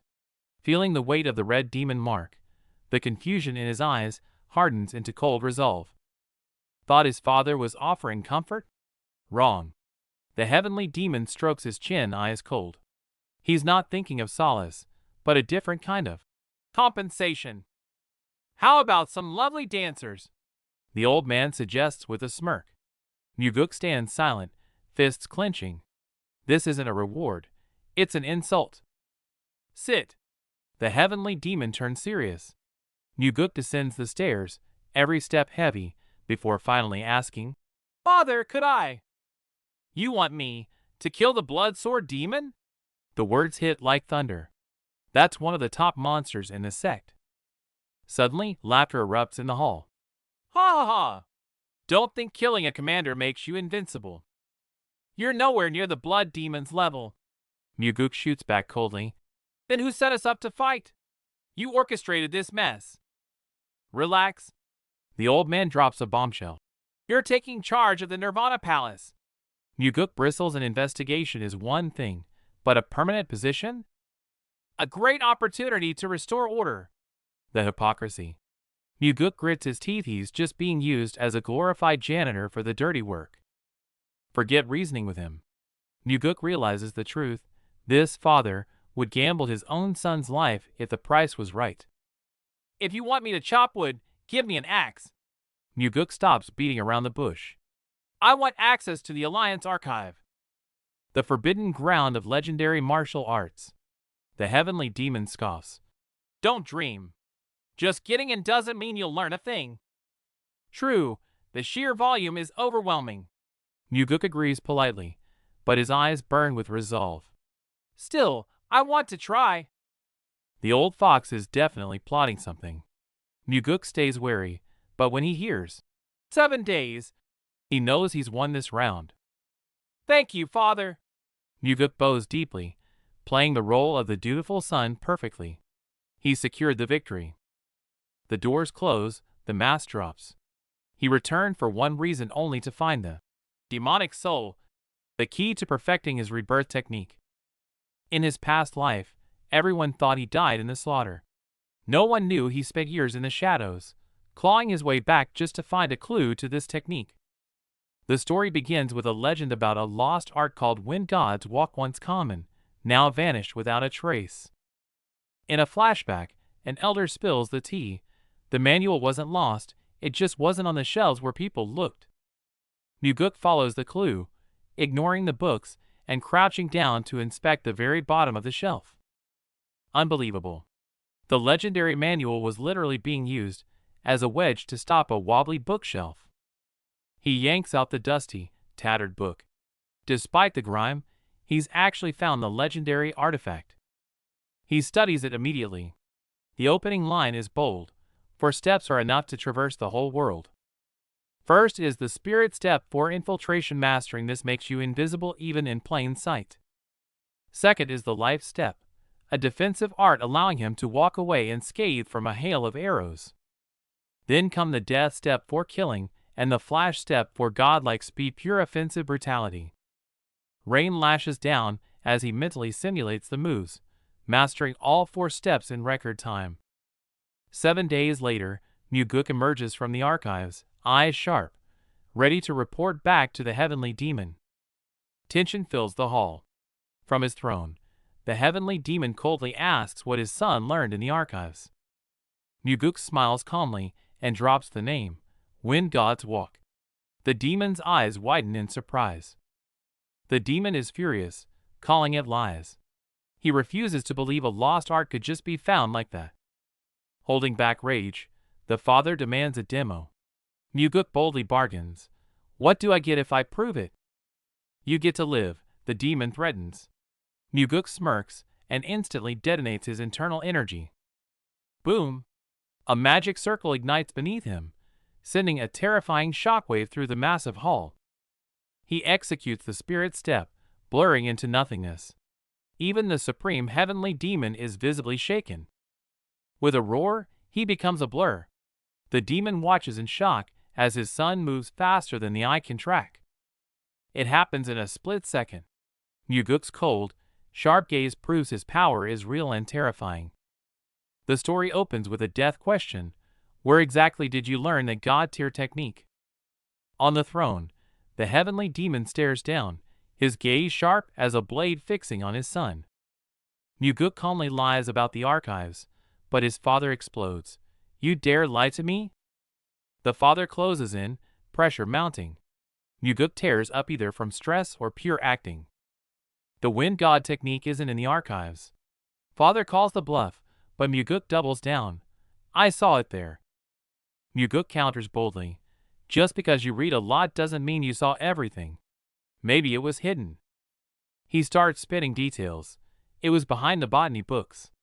Surely you know the spot. Seeing his father's doubt, Muguk plays innocent. I was looking for something else, purely a lucky accident. The ultimate excuse. The manual was being used as a wedge under a wobbly bookshelf. I found it when I fixed it. Watching his father freeze, Muguk acts shocked. Was the key part torn out? How did you know? It's all calculated. Muguk knows from his past life that this excuse is verify proof. The father buys it but demands proof. Explain the technique. Muguk smirks internally. Gamble won. Staring at the empty throne, Muguk knows he returned not to usurp power, but to save this stubborn old man. He just wants to help his father lay down the burden and see the world, not die in political schemes. Back to reality, the heavenly demon finally relents. If that's the case, I have no issue teaching you. After speaking, the father turns away, trembling slightly. He is struggling to keep his composure. Muguk watches him and adds a truth bomb. Nothing in this world is free. The father settles the score. The move I taught you at the hunting grounds covers your tab. We're even. Watching his father nitpick, Muguk can't help but smile. You've been holding that back for a while, haven't you? Now that the air is cleared, Muguk stops pretending. When I grow up, I'll want more. Having proved his worth, Wuji makes a bold demand. I want the heavenly demon defense art. The father's face twists. That is his ultimate shield. This isn't just a shield, it's invincibility. Mastering this art means gaining an extra life in this brutal world. The father explodes, roaring in refusal. Impossible! Only the true successor can inherit this art. You are not ready. Wuji remains calm, offering a simple loophole. Just teach me in secret.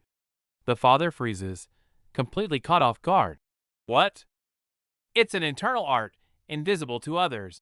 Wuji presses. If we keep quiet, no one will know. The father frowns, actually considering the logic. Just as Wuji prepares to leave, the father counters with a condition. Fine. But first, teach me that wind god movement technique. Now it's Wuji's turn to sweat.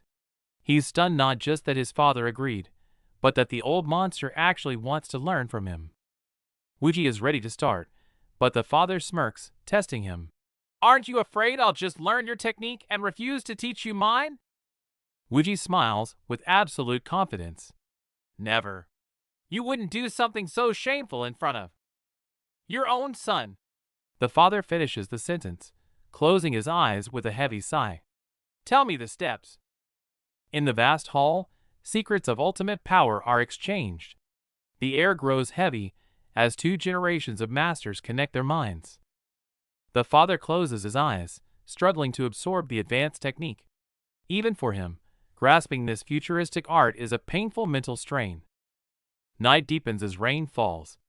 The hall plunges into silence, echoing with the cryptic chants of their mental transmission. Only the rain accompanies the ancient incantations.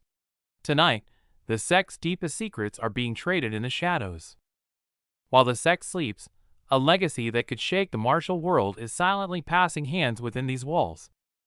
Time passes, and the father's aura shifts. A blue light rises behind him. He is already mastering the new technique. Suddenly, the father's eyes snap open, sharp as blades. Pay attention! He's not just learning it, he's about to demonstrate it. In a blink, the father vanishes. The speed is insane. Wuji's pupils shrink in pure shock before he can even react. Boom! The father tears through the hall like white lightning, flipping midair. This isn't a beginner's attempt, it's a master's dominance. Wuji watches in disbelief. It is the wind god's arpeggios, but wilder, fiercer. The father didn't just learn it, he evolved it instantly. Suddenly, The old man attacks. His speed is a blur. Muguk freezes in shock within the palace hall. It was just a test. The heavenly demon pulls back, calm as ever, and gives his verdict, an excellent martial art. Muguk calculates rapidly. With this change, can the future villain Wamugi still defeat his father? Lesson time.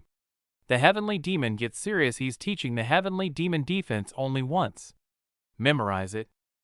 Scene shift. Seeing him bruised, his guard Leon loses it. Who did this? I'll kill them. My father did it, he says. She imagines the terrifying aura of the heavenly demon and instantly freezes. It was worth the pain. Sharing a secret with his father means more to Muguk than the martial art itself. The hit was brutal. But he explains his philosophy to her. He is here to protect, not just to attack. Watching her fret, Muguk realizes she's changing. The old Leon would never dare joke like this. Leon turns away, hesitating, struggling to voice the heavy burden weighing on her heart. He cuts through her hesitation with a promise. I will cure the side effects of your stone body technique. Silence fills the room. A heavy, unspoken bond of trust settles between them as she kneels. Just be patient a little longer. That gentle command breaks her walls. Tears well up in her eyes. Surrounded by light, he looks introspective, as if seeing the rewritten future clearly. New chapter, new resolve. He vows to transform the sect, no more sacrificing bodies for the cause. Looking down at her, he makes a solemn vow to build a place where people like her won't be forced to suffer. His words pierce her soul.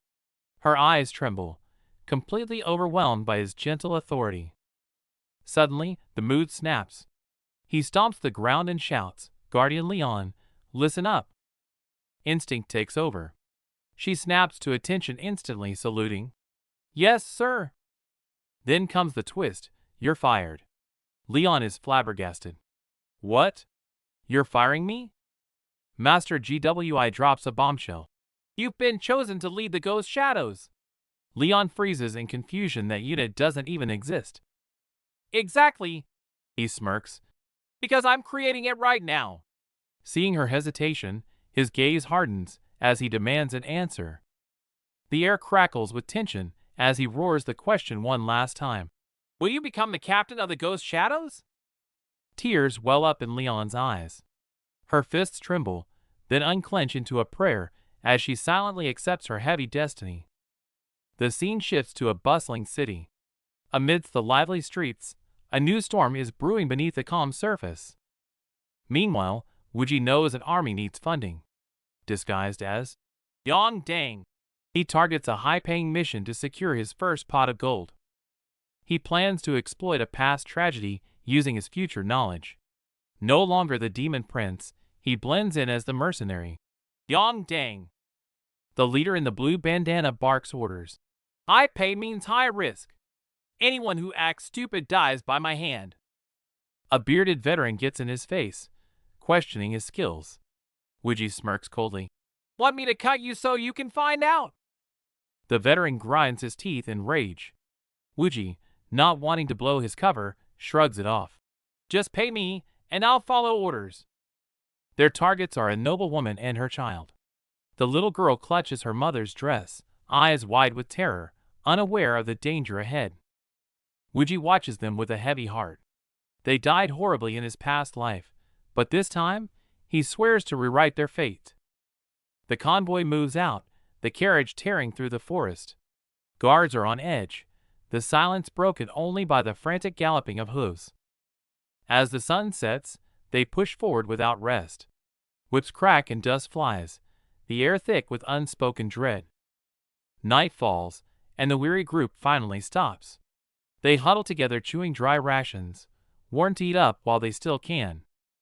By the fire, someone grumbles about the food, while whispers spread. Rumor has it they were destined to be ambushed, their bodies never found. Wuji listens coldly, knowing the truth. In his past life, the bodies were found, but the method of their murder remained a mystery. Suddenly, the silence shatters. A guard violently coughs up blood, collapsing under the starry sky without warning. Chaos erupts as men drop one by one, convulsing in pain. Wuji's eyes widen in realization. Damn it! Poison! Bodies litter the ground, but the blue-haired young man remains standing. He stares at his hands, genuinely confused. Why am I the only one fine? Trader Quan approaches, shocked to see a survivor. The young man's eyes turn cold. Framing the leader? I didn't touch your poisoned food. Then die now. Quan roars, face twisting in rage as he lunges with his sword to silence the witness. He dodges effortlessly, looking at Quan with pure disgust. Betraying comrades for money? What a pathetic life. What's the money for? The trader grins greedily. Booze, women, what else is there in life? You killed your brothers for this? Quan sneers at the dying man on the ground. Save your breath. You're finished. Suddenly, killing intent erupts from the forest.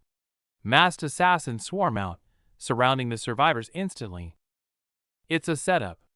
Quan looks at the assassins calmly. You guys got here fast. Rain lashes down. Quan screams at the ornate carriage. Come out now, or I burn it to the ground. The curtain parts. A terrified mother clutches her child. Outside, the thugs stare at them like predators spotting prey. Desperate, the mother begs through her tears. Warrior Quan, please. Take anything, just spare the child. He feigns mercy, then his face twists into a cruel rage. You thought I'd say yes? Keep dreaming, bitch. He hangs the guard upside down and beats him, screaming, Where's your pride now? Kneel and beg for your life. She screams, offering 10 times the gold. He cuts her off cold. Cut the crap. Your father's caught. Your money is useless. Seeing them tormented, the captured guard screams their names in pure despair, tears mixing with blood. Suddenly, a cold gaze pierces the night. Everyone freezes, sensing danger, and spins around. Who's there? Yang Dang steps in front of the trembling mother and child, his voice deadly calm. I'm just the paid guide. Quan glances at his lackey. Isn't he yours? The lackey scoffs. Just a drifter. I'll kill him right now. As the lackey charges, Yang Dang smirks. You really think traders who sell out their masters actually get paid? They'll kill you to keep the gold. The lackey freezes in fear, while Quan explodes with rage behind him.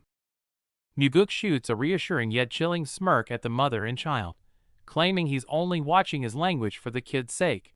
But as he turns to face the 4 assassins, his eyes fill with utter contempt. He steps forward, his arrogance hitting a nerve. The assassin leader grits his teeth in fury, screaming orders to slaughter this filthy vagabond immediately. Just as the blades are about to fall, Muguk calmly points his sword at the traitor, Warrior Quan, sowing discord. Did you hear? He said kill me first. Doesn't that mean you're next? The psychological trap works. Quan freezes in confusion. In that split second of hesitation BM, Muguk's fist smashes into his face before he can even blink. Then comes the cold steel.